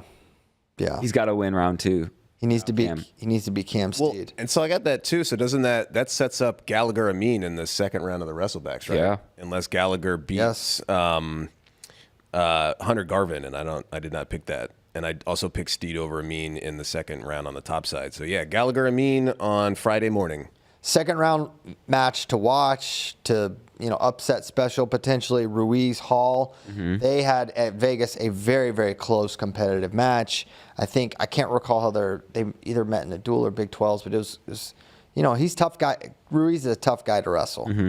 And then Sparks Garvin. I had Sparks pulling the upset there, beating Garvin. Garvin has Copy me? yes, no. I had that too. I just think battle tested, Sparks a little more so. Garvin's got a better record and a better seed, but I think I don't know. I think the upper body stuff that Garvin brings, Sparks is actually well positioned to maybe counteract some of it. Then again, he could feel courageous and get bombed to his back because Garvin is super, super dangerous. And how about we could have Garvin Peyton Hall again? That was a crazy, crazy All-Star Classic match. Yes, it was. Probably the most fun one of the whole night. So you said you had Minto reaching the podium. What do you have? Who do you have him beating? Do you have him beating Julian Ramirez? I don't. Okay. I have Ramirez getting on the podium. So I have Minto doing the following: beating Tyler Lillard, then beating Will Miller, then beating Andrew Sparks in the round of 12. Okay. He searched for his Sparks and he found He it. found it. Yep. Okay. Yeah, Julian Ramirez, he's a guy who maybe the best guy who has an All-American yet in the whole tournament. Oh yeah. By far. But Super high seeds every year. Do you have him falling short again? let me, That would make let me me look. fill up a cup of tears. No, I have him taking 7th. Okay. Yeah. I have him 6th. I do have him losing to Bear Claw in the quarters. Same. I think that's a good matchup for Terrell. Yeah. Then I picked Garvin over Ramirez just because I want Ramirez to win, so maybe I can reverse jinx him here. That's what I picked. I picked Ramirez over Garvin. Yeah. That's definitely a match where I could see it go either way, but Well, I believe last year Garvin beat Ramirez. No, it was Peyton Hall. I could be wrong. Garvin beat Cam. Garvin beat Cam. Shh, don't tell Tyler. Yeah. He's not listening to this part of the show anyways. Wow, look at this. So Mitchell Messenbrink. not Mitchell. So Messenbrink's path, kind of interesting. He could wrestle fellow AWA wrestler Noah Mulvaney, Junkyard Dog. second round, and then he could see former teammate Terrell Bearclaw in the semis. Yeah, a lot of familiar faces. Yeah. I'm hoping And if Braden Scholes make the finals, There you the go. whole thing. Wisconsin weight. I'm really hoping Mulvaney is healthy. He medically forfeit out of the finals. Ironically, too, Kyle Mosher of Hofstra, so they would get the rematch of the finals and the EIWAs that they never got to wrestle. the EIW said, we will have this match. Yeah, One way or the other. The EIWA coaches said, we'll make it happen. Is there a chance that Bear Claw just gives Mitchell the toughest match of the year It's because of the possible. familiarity? It's possible. Doesn't feel like it's going to be closer than Big Ten finals, like 4-1. Yeah. But maybe. What was it? Was it like 9-5? I think it was 8-2, Okay. maybe.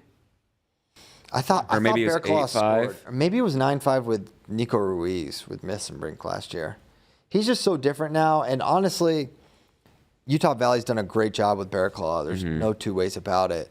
But, not getting to train in that Penn State room every day for Terrell, that, keeps you at a level, right? Yeah. And I don't know. I think Messenbrink will be It was 8-5. 8-5. 8-5. At the Black Knight. Okay. Journeyman, I think. So who do you It was have? Black Knight. Okay. Who do you have making the finals against I have Messenbrink? Caliendo. Me too.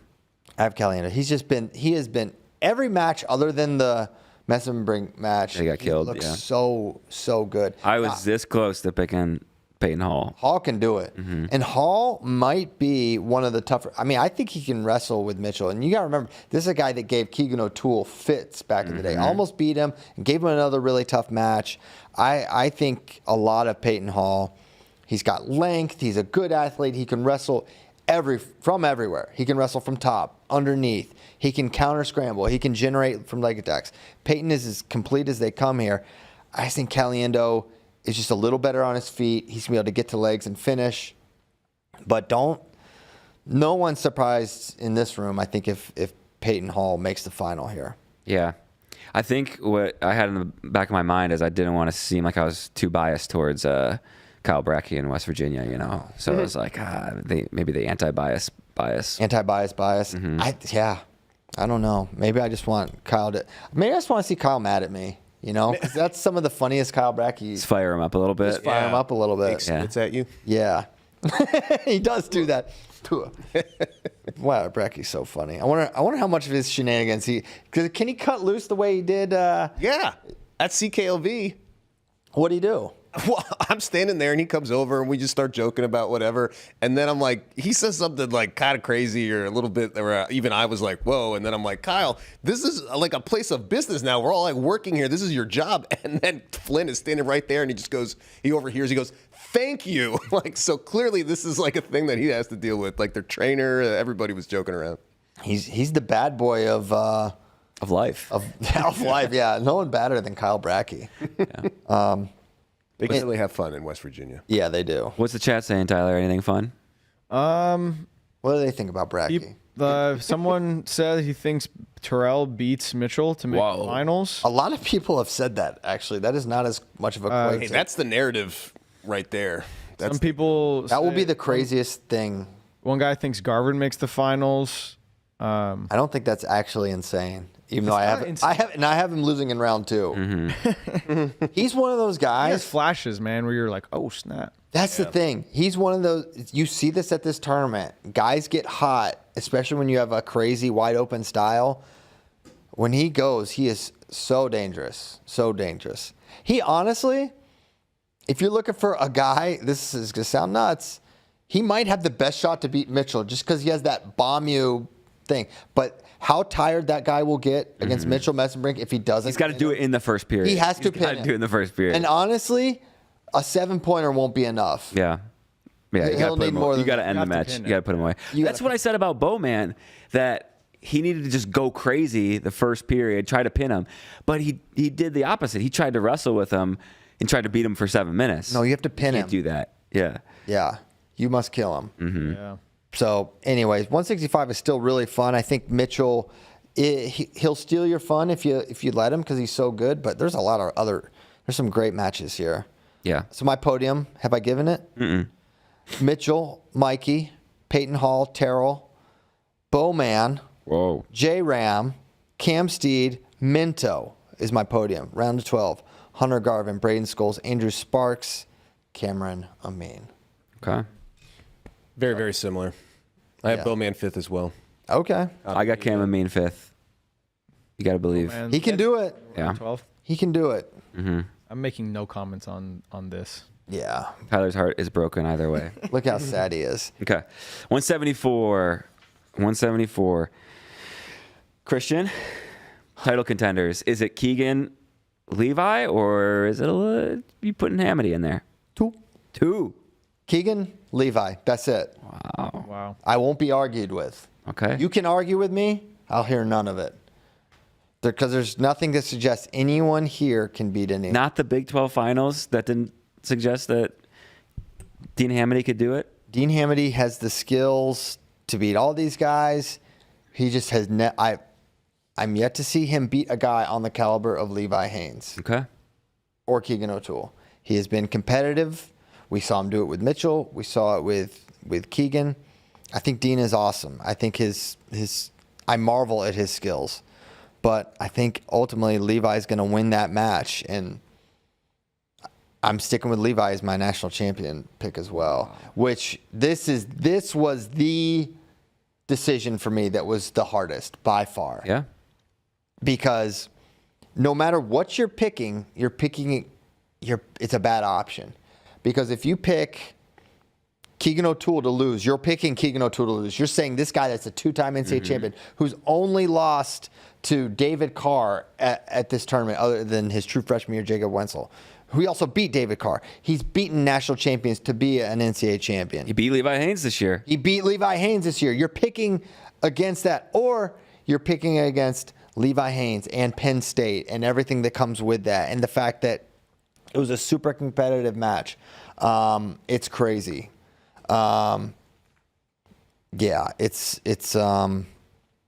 Sorry, Tyler put up a comment and it's distracting me. Do you want to respond to this? I haven't read it yet, but Okay. Well, then how is it distracting you? Well, because I looked at it and it's long. I had to look at it and then I looked away. Yeah. But anyway, so I have Levi winning this, I think. And here's the other thing, and here's what ultimately swung me. I didn't think Keegan looked his best. I think he's going to have to be his best. So I don't know if I had to guess, zero inside information, so I ain't leaking nothing, but it looked like a probably meniscus thing, been off the mat a little bit. But Keegan as a competitor is so hard to pick against because it looked like he should not win that match against Dean Hamady. Yep. And he freaking did. It looked like we were sitting on that couch. None of y'all were there. But it was me and David and Caleb and Petros were like, this is, and my dad were like, Keegan's not winning this match. Oh my gosh. And he freaking did. And so that makes this decision all the more difficult. But I have Levi winning this match. Wow. Okay. I got Keegan. Over Levi. Similarly to putting up hate here. Yeah, this is just a hater comment. It's not even there's no. I think probably positive. All right, let's read the comment. Read it. I'm not reading it. I'll read it. I'm not indulging it. You want me to read? You could have just ignored it, but you called it out. Well, it's up here. It's All real right. prominent. I'll read it. Okay. I'll write it. We'll do it live. It says, ready for 174, where everyone backtracks on takes they've already made, just so they can say Hamady hasn't progressed this year. My favorite part of a flow show. I feel like Your it's worth favorite part of what are we addressing? that. I mean, I don't think anyone's backtracked on anything. That's why I brought it This up. sounds like he imagines a part of all of Yeah. these flow shows that don't happen, and now he's getting. I think he mad at me. invented a part of a flow show where we say, Maybe- is it a major part of a flow show that we say that Hamady hasn't progressed? Maybe he's watching a different flow show. Ooh, there could be some. It could be a another flow. one. It sounds like flow grappling. There's another one out there. doppelgangers. Flow grappling is always hating on Dean Hamady, not us. Listen, That's why it was a good idea for me to pull this in because you're getting fired up. I am fired up. Logan Landfear. What have we said? You know, I will say, maybe I am backtracking. You know what happened? Oh my God. That's my Shane Sparks moment. Oh my God. No, but you know what I did say? I got real excited at the Oklahoma State duel when Dean Hamady texted Lennox Wolak, and now I feel like I got excited. I got too hyper. Well, Linux- What happened? I got too hyper. Lennox just is. Well, it was the perfect storm of a lot of things. When you're there, you see it live, and you ride that. And then Lenny Woolek, he didn't have maybe the best year, so He's the 24 seed as we. so right? that's understandable. I got too But hyper. this But I wouldn't say he's. is going a little bit beyond. We don't talk about. He's certainly progressed. He's wrestling really well. I think he's wrestling very well. I mean, listen, he's not gonna. Last year he lost. He didn't end up placing. Right, that's not happening this year. No. Dean Hamady's getting in on the podium. I think he's far and away the third best guy, and I think he can wrestle with these dudes. I just think when it's winning time, Levi's going to. That's just what I believe. I can't wait for that semi. It's gonna be awesome. Oh yeah. Yeah. I got Keegan O'Toole over Levi in the finals, but yeah, everything everybody just said. Those three guys are the guys you want to watch. Yeah, 174. It's a hard weight to predict, and I think some of the seeds kind of reveal that. Where you have, you got Garrett Thompson at the 4, you got Simon Ruiz at the 5, but then when you go through and look at who those guys have beaten and lost to this year, it's like there's really not much of a difference between the number 4 seed and the number 20 seed. And that's exactly a perfect segue to my 20 seed that I have in the semifinals. I have Bronigal Nation Wow. going through Yeah, I don't hate it. Cade DeVos, Garrett Thompson and Simon Ruiz to make the semifinals. Listen, it's not that crazy, guys. First of all, Kate, that entire quarter is once again a chaotic quarter where if you pull up the Garrett Thompson wrestle stat, you will struggle to find, you won't find wins as good as the ones Danny Bronigal has. It punishes, like for everyone that cries that the Big Ten gets a lot of love and credit, the seeding matrix basically hates tough Big Ten schedules because someone like Danny Bronigal who takes losses, and he had losses outside the Big Ten, but you get beat up in that conference. Bronigal got third at Big Tens. He beat Carson Hartzler twice. I just watching him compete, he looked really good. Cade DeVos is another guy. If you're looking for surprise semifinalists, I think he could come out of that first round. But I've got Bronigal making it. He obviously couldn't. Garrett Thompson could beat him. He could lose to Simon Ruiz. These are things that are on the table. But unlike other weight classes, this is a 20 seed with a legit chance. And I'm riding the Lightning. Yeah. So you're getting electrocuted? The Bronigal Lightning. You get shot. Sat in the chair and I'm dead now. Now I'm dead. This bracket I thought was really weird. There's a lot of guys that I understand how they got seated real low, but it just now when you're looking at it, it's weird. Lennox, Wolak, and Jackson Turley are the 24 and 30, and they're both All-Americans. Yeah. I understand why they, Jackson Turley I think was like 11th or something at Big Tens, and they qualified 10. Lorenzo Norman looked really great early in this year, and then stumbled, didn't wrestle as much. He's the 16. Nick and Contreras also same kind of trajectory. He's 22. And remember, in Contreras has Kennedy round one. He beat Kennedy last year. Now, that was around the time where Kennedy was just getting back on the mat, and he definitely turned into a different guy this year or later that year. But still, that happened. Yeah. I mean, I can just see. I went mostly chalk just because I tend to be conservative on these, but there's it could be total chaos in the No politics, please.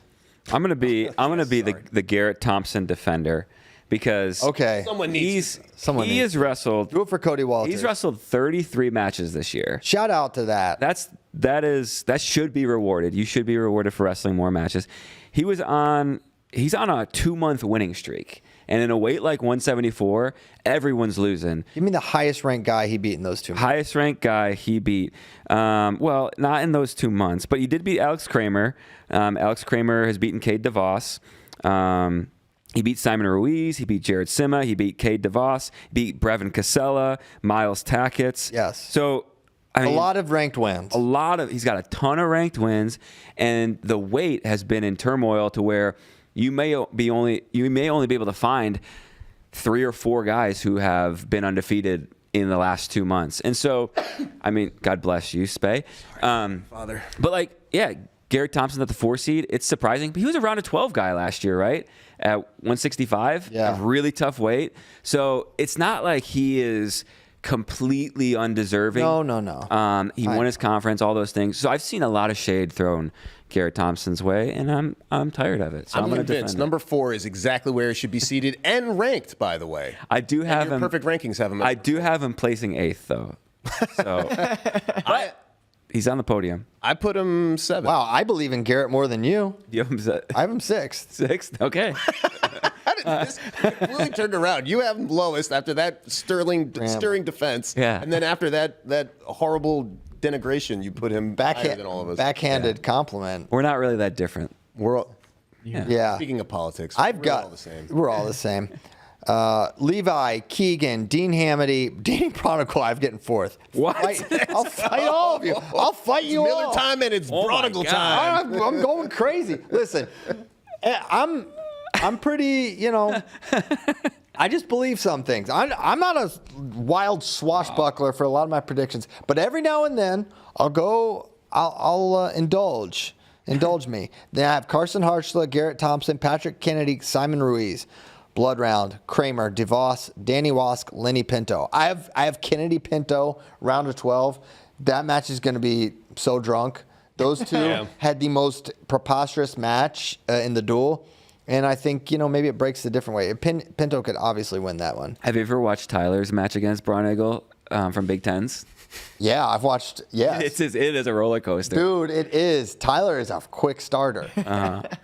Yeah, No, let's pull that up. So- No. Yes. No. Come on, please. You're picking this guy. Okay. All right, so here's the backstory. Tyler had just qualified for the national tournament, guaranteed top 8 place at 165 of the Big Tens. He's riding high, wrestling better than he ever has. And he hits Danny Braunagel, the match to get to the Conci semis, puts him on his back, right? First period. Cradle, right? Cradles him, puts him on his back, getting ready to deck him, move up into the top 6. I'm not gonna pull in. What? Okay, I'm not gonna pull in a clip of me cradling this guy. Why not? I lose the match for the record. We don't have to show that part. It was a battle till the end, 1 or 2 point match. That's Tyler got tired, Yeah. and it I looked. did. But he was small. 8-7 match. Oh my gosh. Tyler wasn't even weighing 165 in his clothes. He was weighing in with sneakers and, Yeah. and a hot dog. And a Big Mac. Yeah. Fine. I'm going to watch it right now on the show. That was You can't stop that. That You was- can't stop it. Look at him. that was Braunagel's last win of the 2020 season. Yeah. He would never win again that year.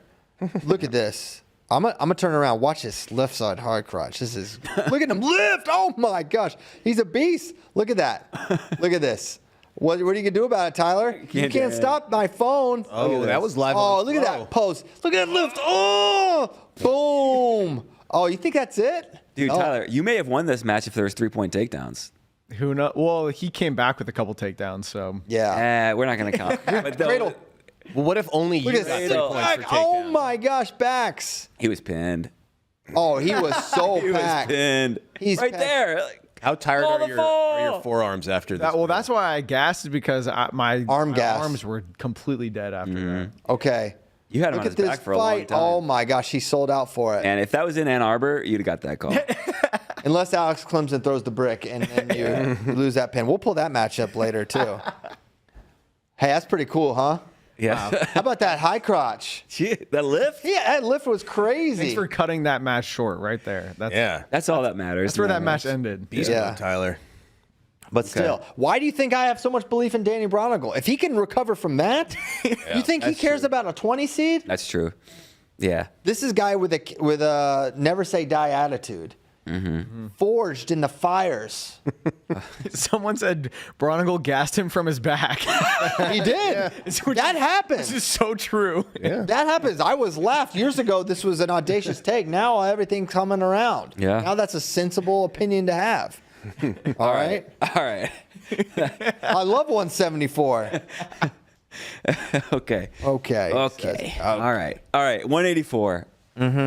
184. Any Title of these guys, Tyler? title contenders at 184 pounds.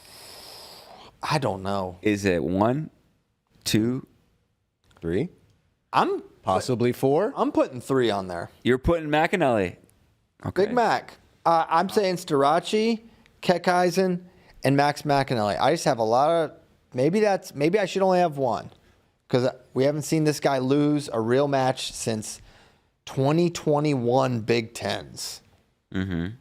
But I've seen him go to overtime twice Yeah. with these guys. I honestly don't. I think the McAnally Keckeisen match is fantastic. Yep. I had a hard time picking that one, but I just have enough respect for Parker. I think Parker's an all-timer, right? And he may go down. This is a guy who has never placed lower than 3rd at weights with Trent, Aaron Brooks. Now he's in the weight with. Starachi. He is a national champion. He's won the dang thing. I think he's one of the best we've seen, right? And I just can't say he's not a title contender. I can't do it. And while my pick is going to be, and probably a lot of people's pick is going to be Carter Starachi, I am not next topicing this. I think it's very competitive. I think what we see in this match, I'll just get to it. I think Starachi gets an early takedown in this one. I think he makes that a priority. I don't think he wants the match to go on late where, things can materialize the other way. So I've got Starachi getting it done. Early takedown, maybe rides, probably not, but early takedown is the difference for Carter as he wins his 5th NCAA title. Yeah.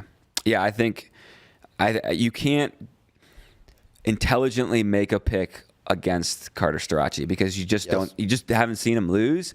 Even when the matches are close, he's got the dog in him, right? He wins. But it is so much more interesting this year, maybe than it should be for a guy going for his 5th title. True. With Max McAnally, with Parker Keckeisen in the mix. So I love it. It's gonna be.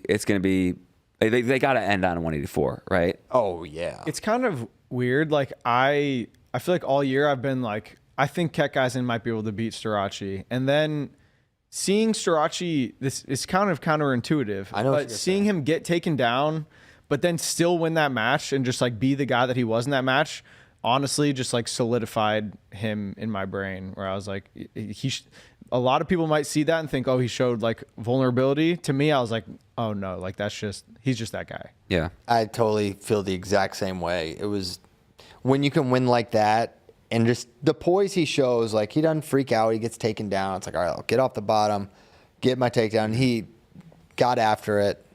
Nolf told the story on the watch party. We were talking about Strachey, and he's like, he is just so tough. He's like, we'd wrestle, and he's like, when his freshman year, he's like, I was better than him.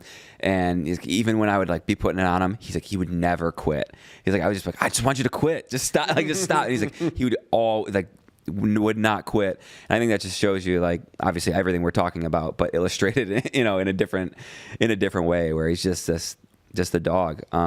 Yeah, Shane Sparks said. I mean, I'm with Shane. Like he is maybe the toughest. Right? He's not the best ever. He's not the this. He's not. He doesn't have a signature takedown. He doesn't have that thing. But he is just dog tough in all these moments. I mean, what he did last year. We'll be talking about that a long time. I will never stop bringing up what he did last year. I think like the thing that he has that is the best maybe ever is his pressure, which is like not as noticeable to like some people. Like if someone's really good at scoring, it's obvious because the scoreboard lights up. But like if you watch, scores are written in numbers. yeah. But like Carter's pressure is just like unbelievable, and I think that is the thing that he has better than anyone. Yes. Yeah. How he moved around Parker, how he moved around McAnally, like it's hard to beat. If you can't stand in the middle with him, he's so tough. Most people are going to pick Carter, so it would be like the vast majority people are going with Carter. But at the same time, I'm not making it at like a 90% chance that Carter wins. I'm much more on the 60 to 70. Dang, 60%. Who would you give a better odds to beat Carter? Is it McAnally or is it Keckeisen? It's Keckeisen because I feel like he got that low level shot right. I mean, it was net. It was like McAnally. Yeah. John Smith, left-handed low single. It was beautiful, but then he only kind of went back to that. It didn't seem like he felt like and McAnally's got other attacks. He's got powerful double leg. He's got single leg the other way, but he just kind of stuck with that. And it felt like to me, Strachey took everything else away from him. And then ultimately he took that bad shot, ran around. I just think next time around he could do it. I think Keckeisen can give him a different look next time. I'm not sure if McAnally can necessarily. Yeah. Well, Keckeisen almost scored a couple times, I want to say, right? Just once. He got one real deep, one on the double leg and really couldn't get. Carter just kept his feet on the mat. I just pulled it up here. It's pretty impressive. Yeah. Oh, you'll pull that one in, but not your match against Bronigal? Yeah, I feel like Keckeisen having felt him 4 months ago and then having the entire season to kind of just like think about and watch and, plan makes it, I agree with you, Christian, to where if you're looking at Keckeisen or McAnally, I think it's Keckeisen with the better opportunity. And just looking at his game overall, I think he's more ways to score. And kind of recall, I felt like Keckeisen kind of YOLO'd his defense in overtime. Yes. Like, what was that exactly? Like, I felt like he was at worst case going to get stalemated or maybe... he was on the edge. They were going to go out of bounds or stalemate. Yeah. He kind of went the other way, and it didn't make... So, I don't know. Yeah, I'd say probably I'm 80% Carter in this one. Then And he just had him on the boundary. This is the single leg he took down McAnally with that right-handed. Ain't nothing special, but he gets when his hands are locked, he is unreal. Yeah, that like back right here, just like pulls in. like this just is not a position where the guy commonly scores. Right here, that was the Yeah, he mistake. goes. Yeah, he it was reaches like over When the he top. reached over, whereas it felt like he could have just stayed square. Yeah. Listen to me. Let me give some coaching advice to you. But this is what I saw. Listen, I just say what I see. So I mean that doesn't feel like a sustainable finish there for if Parker plays that a little more straight. So yeah, it's going to be the last match. I hope. I get nervous just sitting. I don't really care, but like, man, do you ever just get nervous for stuff that has nothing to do with you? Because it's like, that both guys, it's history. It's something that's going to be monumental to both of their lives. And one of them is not going to happen. It's monumental for the sport. when it involves people that I know. Oh, I get nervous. Like for some of Michigan. these matches. Yeah. Or Jordan Burroughs. Or Oh, my okay, gosh. yes. Or Jordan Burroughs. Yeah. or Team USA guys. Team USA, I get nervous for. Mm-hmm. Man, that Sajalayev, Yeah. I was nervous for that. Yeah. I mean, Gasimpor, I was like, oh no. Yeah, 100%. David can't lose his last match. It just can't happen. And he didn't. He didn't. Okay. Thank goodness. You want to give us your full picks? Yeah, bro. Albania. Number 1. Carter Starachi, Parker Keckeisen, Max McAnally, my top 3. That's kind of sort of obvious. Number 4, Dustin Plott. That's also sort of obvious. Jackson Smith, Bennett Berge, Gabe Arnold on the podium. Yes, I said it. All right. Silas Allred. My round of 12, Dylan Fishback, Chris Foca, Edmund Ruth, Reese Heller. Now, let's talk about young Gabe. Because his second match, Chris Foca, I think that's a tough one. But I think Foca's going to have a hard time scoring on Gabe, as does everyone basically in the country. But I think Gabe wins that one, falls to McAnally, and then I have Arnold doing what? Beating Reese Heller in the round of 12.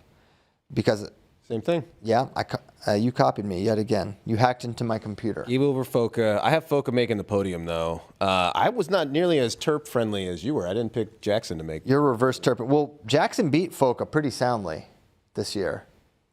So you have that I have reversing course? Foca. Yeah, well, that's the New Jersey in me saying it's going to be focused. Interesting. Yeah. Only one of those guys has a New Jersey tattoo. That's true. Chris Foca.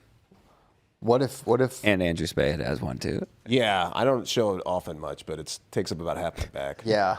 It says Spay really big on the back, and there's Right. like a big jersey in the middle of it. Yeah, and it has my name like I'm wearing a jersey, like a football jersey. Yeah. And that's written on there. And that's you're- a double digit. And I can't say what number his jersey is, but it is not appropriate. The chat's debating whether Carter or Conor McGregor would win in a street fight. I mean, So I love the chat. That's awesome. Yeah. That is great. Conor McGregor. That's. It I mean, feels it's Starachi all the way, right? Yeah, McGregor's not training. It's my dad versus your dad. I just think Carter's dad would be Yeah. superior. That's the other thing Nolf said. He's like, I think Starachi could beat a lot of guys in the UFC right now. See, I just don't know what that's based on. Yeah, there's too much. when we did Too the much I don't know about UFC fighting. we did the road to the NWCA All-Star Classic a couple years ago. The 2022 one, and Carter like fake kicked me in the head at one point, like just like spinning, like stopped his leg like right next to my head, and I was like, oh wow, I wasn't expecting that. I wasn't familiar. Precision and Yeah, because Tyler going into that was like, I for sure could beat up Carter. Like I can't beat him in a match, but saying that. he It was was just like, bro, when I see red, it's crazy. But then Carter showed that kick, and it was different. maybe not. Maybe I can't beat up Carter Starachi. Who would be better as the main antagonist in a remake of the movie Roadhouse? Conor McGregor or Carter Starachi? Carter Starachi. Carter would definitely Yeah. be better. Even more reliable person, I'm You sure. wouldn't have to just randomly make I think- main character Irish either. Here's the thing. Carter is not that much bigger probably than Conor McGregor. Conor is a very big person. Well, he's done a lot of steroids. Well, he Yeah, used well, to Car- fight at like one. He fought at 45 for a little bit. 45? And then he's done. now his head is like really huge and stuff. Yeah, Yeah, Conor McGregor's done also. Yeah. I guess what a joke. washed. He's totally.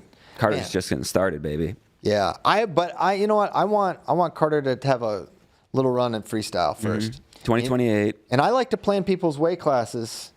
You know I like to do this. 86, No. 79. Yes. Okay. Let's do it. Go down. Wait, what's going on? I'm moving Carter down to 79 kilograms so he can get on world team. Oh, okay. Okay, You're 97. telling me to go down. I was like, oh, what? Nah, you don't have to. What'd I miss? Wow, we need you right here in the lab. Okay. 197. Okay. Who are the title contenders? AJ Ferrari. Next, that's it. Anybody else? Oh yeah. AJ Cardenas, Buchanan Barr. I did do 4. Wow. You left Barr in there. I left Barr in there because I have no idea how hurt he's going to be. And if he's, you kind of got to trust Penn State getting him healthy. And I watched him beat Jacob Cardenas this year. I think it's his path. If he's not healthy, it could go really bad for Josh because round 2, Trey Munoz. After that, I think it'll be Stephen Little. I think Little beats Beard. Yeah. And then I think Little versus Barr, that was an overtime match, guys. That was really close. And Little, he bonked his head, but I think Barr and Little will be a close match. And if he's a little limited, I think his athleticism, his ability to get to legs and, be offensive, that's a big part of Barr's sauce. And if he doesn't have that because he's injured, it changes everything. So I don't know. I hedged a little and I left Barr on there, but I don't know. I don't know how good he's going to be. Yeah, it does reiterate like how hard it is to get 10 All-Americans, just to get all those guys healthy and wrestling their best. And then, if they're a little bit off, you see It's like it's harder than 5 champs. The casual take is that. A lot of people think that. It's funny. Yeah, but I feel like Josh Barr is going to be right. I feel like he's going to be ready to go. I know, I do too. Yeah, and I don't know if you guys have listened to his.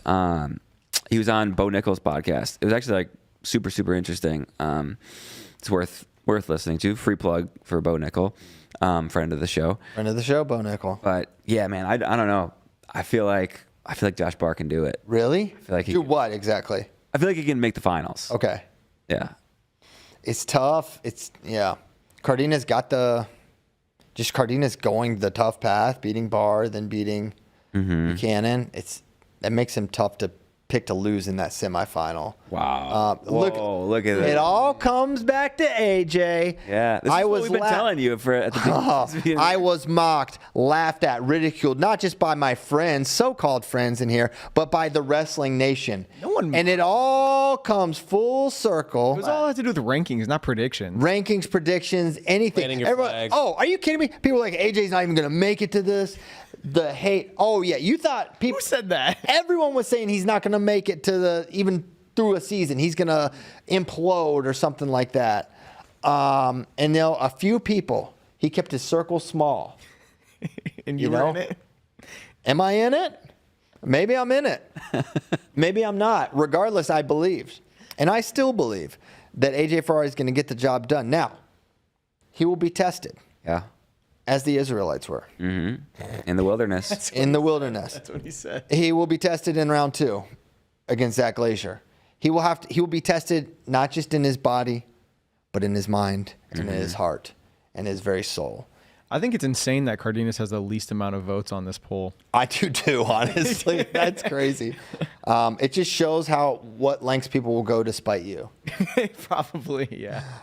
Because normally they want to spite me, but I think in this instance, it's just AJ, right? So he'll have Glazier, the return of the scene of the crime, the soldier salute. Is the crazy thing. That is so insane. He's got to do a split again, no matter what. Glazier has to exercise some demons of his own, beating Andy Smith, who defeated him last year at this NCAA tournament. The Jackrabbits, man, they could have a really good tournament. They don't have a lot of great seeds, but they've got a lot of. They got some guys. Did I give my 84 podium? I don't know. Yeah, you did. Yeah, because you said Gabe Arnold. Okay, cool. Thank you. All right, just making sure. Back to 97. So yeah, Ferrari will be tested there. Then he'll have Stout, one of them. I can't be wrong. They're saying One of the stouts. but I think it will be Mac. I think that's a good matchup for AJ, actually. Me too. And then I think he has Buchanan in that semi. And he said Buchanan's close, but I don't think so. I think Is he 2-0 against him? he Yeah. is. Yep. So I have What was it, AJ like 5, 4, 6 years ago? No, like 3 years ago? Within the last decade. 2021. Yes. So I think it was the same year he beat Miles Amin. Oh, wow. Ow. Just to put you. That was messed up, bro. That was messed up. I'm trying to help you. Remember. It's nothing personal. I like Miles' I've- video, by the way. Okay. Do that? thanks. No, I didn't do that. Well, I think it was kind of. He said he went to this prestigious Michigan school, and he said he doesn't know anything about business. Well, you know what? You want to talk about this during the NCAA preview? No, You're going to derail this hard? Is Miles still in Austin? No. What? You're lucky. He might be back. Who knows? All roads lead to Austin, Texas. What a great place this is to live, by the way. My gosh, it's incredible. All right. So I have AJ over Cardenas in the final. Okay. I think, hey, AJ may have to win ugly. He's not afraid to do that. Mm-hmm. I think he's going to be really hard to take down. I think he's going to get takedowns. I think he's going to probably get better. I think what AJ needs are some more tough matches. Mm-hmm. And I think he's going to have tough matches along the way that kind of like get everything clicking again. And then by the semis and the finals, he'll be ready. Yeah. It seems like he's healthy. Yeah. Right? Seems like he's healthy. And like, I'll go back to his assessment of the weight class, I thought was pretty spot on. Like, I probably wouldn't have used the words that he used to describe some of the wrestlers. But like, I really think people don't give him enough credit for his wrestling IQ. He's like super high, and the way he's able to break down, his opponents and where he stands. And he doesn't get enough credit for how he's able to just be a winner and like win matches in really intelligent ways. Yeah. So AJ Ferrari is my pick as well. From the beginning of the season, I've said. Yeah, right. Just said Ferrari's been reading a lot of Old Testament, just saying. Yeah. He's an Old Testament guy. Who said that? Chuz in the chat. Chuz, yeah, he knows his Old Testament. Yeah. I don't know. But he finished the interview with the New Testament. He said Ferrari wins the Natty and smashes the plaque like Moses did with the 10 Commandment tablets. Well, that's a little misinterpretation. But yeah, I mean, what did break that down? He says Ferrari said Old Testament on the mat, New Testament off the mat. That's true. So I don't see anything wrong with that. Yeah. You know, it's good. I had Buchanan from the start of the season. Obviously, Cardenas at Big Tens got the dub, but I'm going to stick with Buchanan. Maybe it's a little bit of a outlier, but I want to stick with it. Yeah. But I could easily see Ferrari winning it, and I could almost see him be one of those like Mark Schultz was either win the whole thing or not place. So Okay. It's like I think that is still a possibility. Not that I'm trying to. For who? For AJ. For AJ? I would be shocked if he doesn't make the semis. Yeah. I'd be really surprised. No, I still think he can win it. I think Cardenas can win it. Sadly, I feel like the way the seeds all played out, that everyone is going to pick Stephen Little over Michael Beard as an upset. It just looks like That's what I'm doing. And because of, Barr kind of smashed Beard earlier this season, and Stephen Little has been a little more consistent. That just seems like a bad matchup for a 5 seed. But Yeah. I got a big weekend coming for the Broncos, boys. I got dreams. All right, so tell us your podium. I'll give it to you right now. AJ Ferrari, Jacob Cardenas, Stephen Buchanan, Josh Barr, Stephen Little, Wyatt Volker, Zach Bronigal, Luke Serber. Okay. And then I have Salazar, McDaniel. How about that? 20 seed, round of 12. Trey Munoz, round of 12. Maxed out, round of 12. I love the Wyatt Volker pick. I feel like he's the guy. Really good. He's a guy who is built for a 3-day wrestling tournament, Yes. just to like battle through the consies with how tough he is. Well, there's some crazy early matches. I have Andy Smith, Trey Munoz, round 2 wrestleback, and then Munoz Beard in the round of 16. Yeah. Then Munoz Volker. Like Munoz's path is horrible. Mm-hmm. It's so hard. Yeah. Yeah. Like this is the bad draw. There are worse draws than others. Yeah, staying on the top side in this bracket as long as you can is probably pretty important. The 4-5 quarter again. It could be Little versus Munoz in that 12 versus 13. That's not even beyond. Right. It's super possible. All right, we ready for heavyweight? Yes. All right. Title contenders. There's one. Can only be one. His name is Gable Dan Stevenson. He is beyond good. I have so Gable texted me. He texted you. He sent us that video of us debating he and Kale. Wow. Oh, yeah, that He was said, haha, this was nice. This week, I'm all scoring. And he said, it's time to show them another step up. Oh, I would love it. Yeah. Another step. He's letting the crowd and world see something crazy this week, no doubt. Let's go. So, I think we're going to see a Gable Steveson masterpiece. I said he scores anytime he wants. Wow. Sometimes he doesn't want to score as much. And by not as much, it's still 3 takedowns to none and total domination, annihilation. I think it's Gable over Kirkfleet. I think he does bonus his way through. I think him teching through is not beyond the realm. It's like, what, 6 takedowns a match? Something like that? I really felt like we're going to see a Gable Steveson masterpiece prior to that. And now, knowing where his mind's at, I think that's what we're going to see. Now, one thing that's interesting, Schultz in the quarter, they had a close NCAA final in 20, not close, but kind of close, like a 1 takedown sort of match for him. And then I think I have Feldman making the semi. How about that? Okay. You haven't beaten Keeter? Keeter and then Treffin. Is Feldman Keeter a second round? Yeah. Yes. That's pretty fun. That's really fun. And Keeter, I'm picking against what's happened. Keeter's won the match. Two times. Yeah, right? I know. Yeah. I know. Why are you picking that? I think at the NCAA tournament, the guy that can score more points offensively, I just trust his offense more than anyone else's. But Keeter's, he's a good competitor, and you got to give him credit for that. He had a good Big Tens. Yeah, Placed third. very good. Josh Heinzelman's really good. I mean, I have Keeter placing. Don't get me wrong. I got him getting 6th. I just think I've just kind of rode with Feldman all year, and it's not worked, and I'm gonna keep doing it until the wheels fall off. It's like craps. You just got to consistent. That's the thing. You have to keep rolling, and if you don't, you can never catch up if you don't keep playing. Yeah, you could never win money if you don't bet. Yeah, exactly. Yeah, Gable beat Colton Schultz 6-2 in the 2022 NCAA finals. Yeah.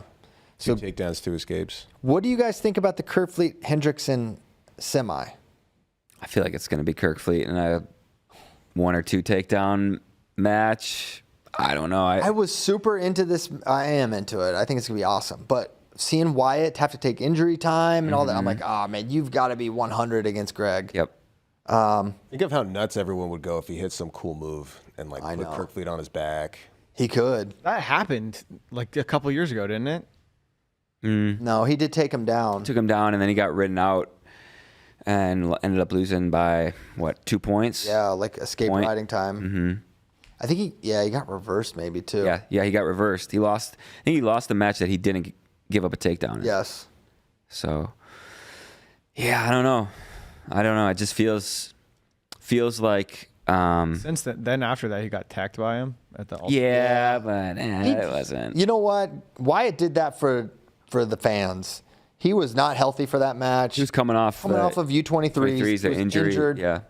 He just did it for the people, and it got kind of wild. I don't think that would happen again. It's gonna be close. I feel like He needs to not shoot early against Greg. the Mason Paris strategy. Yes. Don't overshoot. Yeah. Which I don't know if Wyatt can he doesn't know how to do that. do that. Yeah. Yeah. It's like you want to like subliminally tell him that, but don't be like, don't shoot. Because, I don't know. You don't want to be trigger scared. That's don't wanna true. be trigger happy. But the way Wyatt's going to lose this match is if he gets ridden a bunch. And if he gets taken down, that could happen. He needs maximum exchanges, but he can't be getting ridden. Yeah. I think there's a lot of potential sleepers in this one. I've got, I think Jimmy Mullen. Yep. I think he's kind of set up nice. I think he'll very tough matches. Don't get me wrong. I mean, Heinzelman in the second round is hard, but I think that's winnable. I think that's gonna be a really close one. Josh isn't gonna blow him out, and I like Jim's size in that one. Now, either way, I think there's a path back for him to place. Ultimately, if he beats Heinzelman, I think he's in a better place. Because if he loses to Heinzelman, I think he's going to have Schultz in the round of 12. Ooh, that's a tough one. That's a tough one. He's already lost to him. So I have my round of 12. I have Trumbull over Treffin. I have Schultz over Mullen. I have Keeter over Pitzer. That was a tough one for me. And then Heinzelman over Luffman Okay. in the round of 12. Yeah, I feel like it gets pretty deep after the first three. There's still a lot of guys there that make it tough. Like Seth Neville's at 13, I think is a good guy. I think that's going to be a close match with Treffin and Nevels. And then I think Feldman, Treffin could go. I think, once again, that 4-5 craziness. I like the little guys that bumped up. Lance Runyon has the 18th seed. He started his career at 165 and made his way up to heavyweight. And Gavin Hoffman is the 14th seed, was All-American at 184, came back second semester for Lockhaven. Yes, Corey Day versus Gavin Hoffman could be the lightest match of the heavyweight tournament, if I had to guess. Yes. They're both pretty small. Cool. Anything else? Spay, were you going to give the... Best to not yet All-American. And you want to pull in some questions real quick before we go? It's only 12:05. Yeah, we got all day. We're only 35 minutes over. All right, sure. Wait, Spay's going to give his best Give his sob stories. 125, Jets Trickenberger. At 33, you got Connor McGonigal and Kurt Phipps. Phipps is like a 5-time qualifier. 41, Josh Coderhunt for Navy. 149, you got a few guys. Sammy Alvarez, Malik Hines, Colin Realbuto. I think they've all finished either round 12 or round 16 before. 57, Caleb Fish. Thought he was going to redshirt. And then Chase Aldate getting one more year at Michigan. 165, Terrell Barraclough finally gets in the starting lineup. Julian Ramirez, round of 12 multiple times. Andrew Sparks for Minnesota. 174, Alex Kramer of Central Michigan. 184, you got Reese Heller. Did some time at Hofstra, now at Pitt for his final year. 197, Luke Serber. And your guy, Zach Bronigal for Illinois. 285, Josh Heinzelman, now a Michigan man. And Luke Luffman for Illinois. Love that I'm just a Bronigal representative at this point, as of just literally this week. As of today. All right, hit a couple questions, then we'll go, if you got any good ones. I think this is a decent question. Virginia's for FRL asks, what is the perception change for Carter if he loses while going for his fifth? Honestly, I bet not a ton. Especially if he loses to a guy like Keckeisen. Yeah, maybe a little bit. I think he hasn't lost. Him not losing and him losing to someone he'd beaten this year, I think it would change it a little bit. Where does it put him in the rung of 4-timers? I think that's probably like how it doesn't knock him behind. Well, it's almost like, do you just ignore this year and just take his 4-time? I don't know. It maybe dings him a little bit, but I don't think much. Okay. Slink wants to know who the most underrated NCAA champion in the last decade is. We gotta see a list of all of them. Pull them up. Most underrated.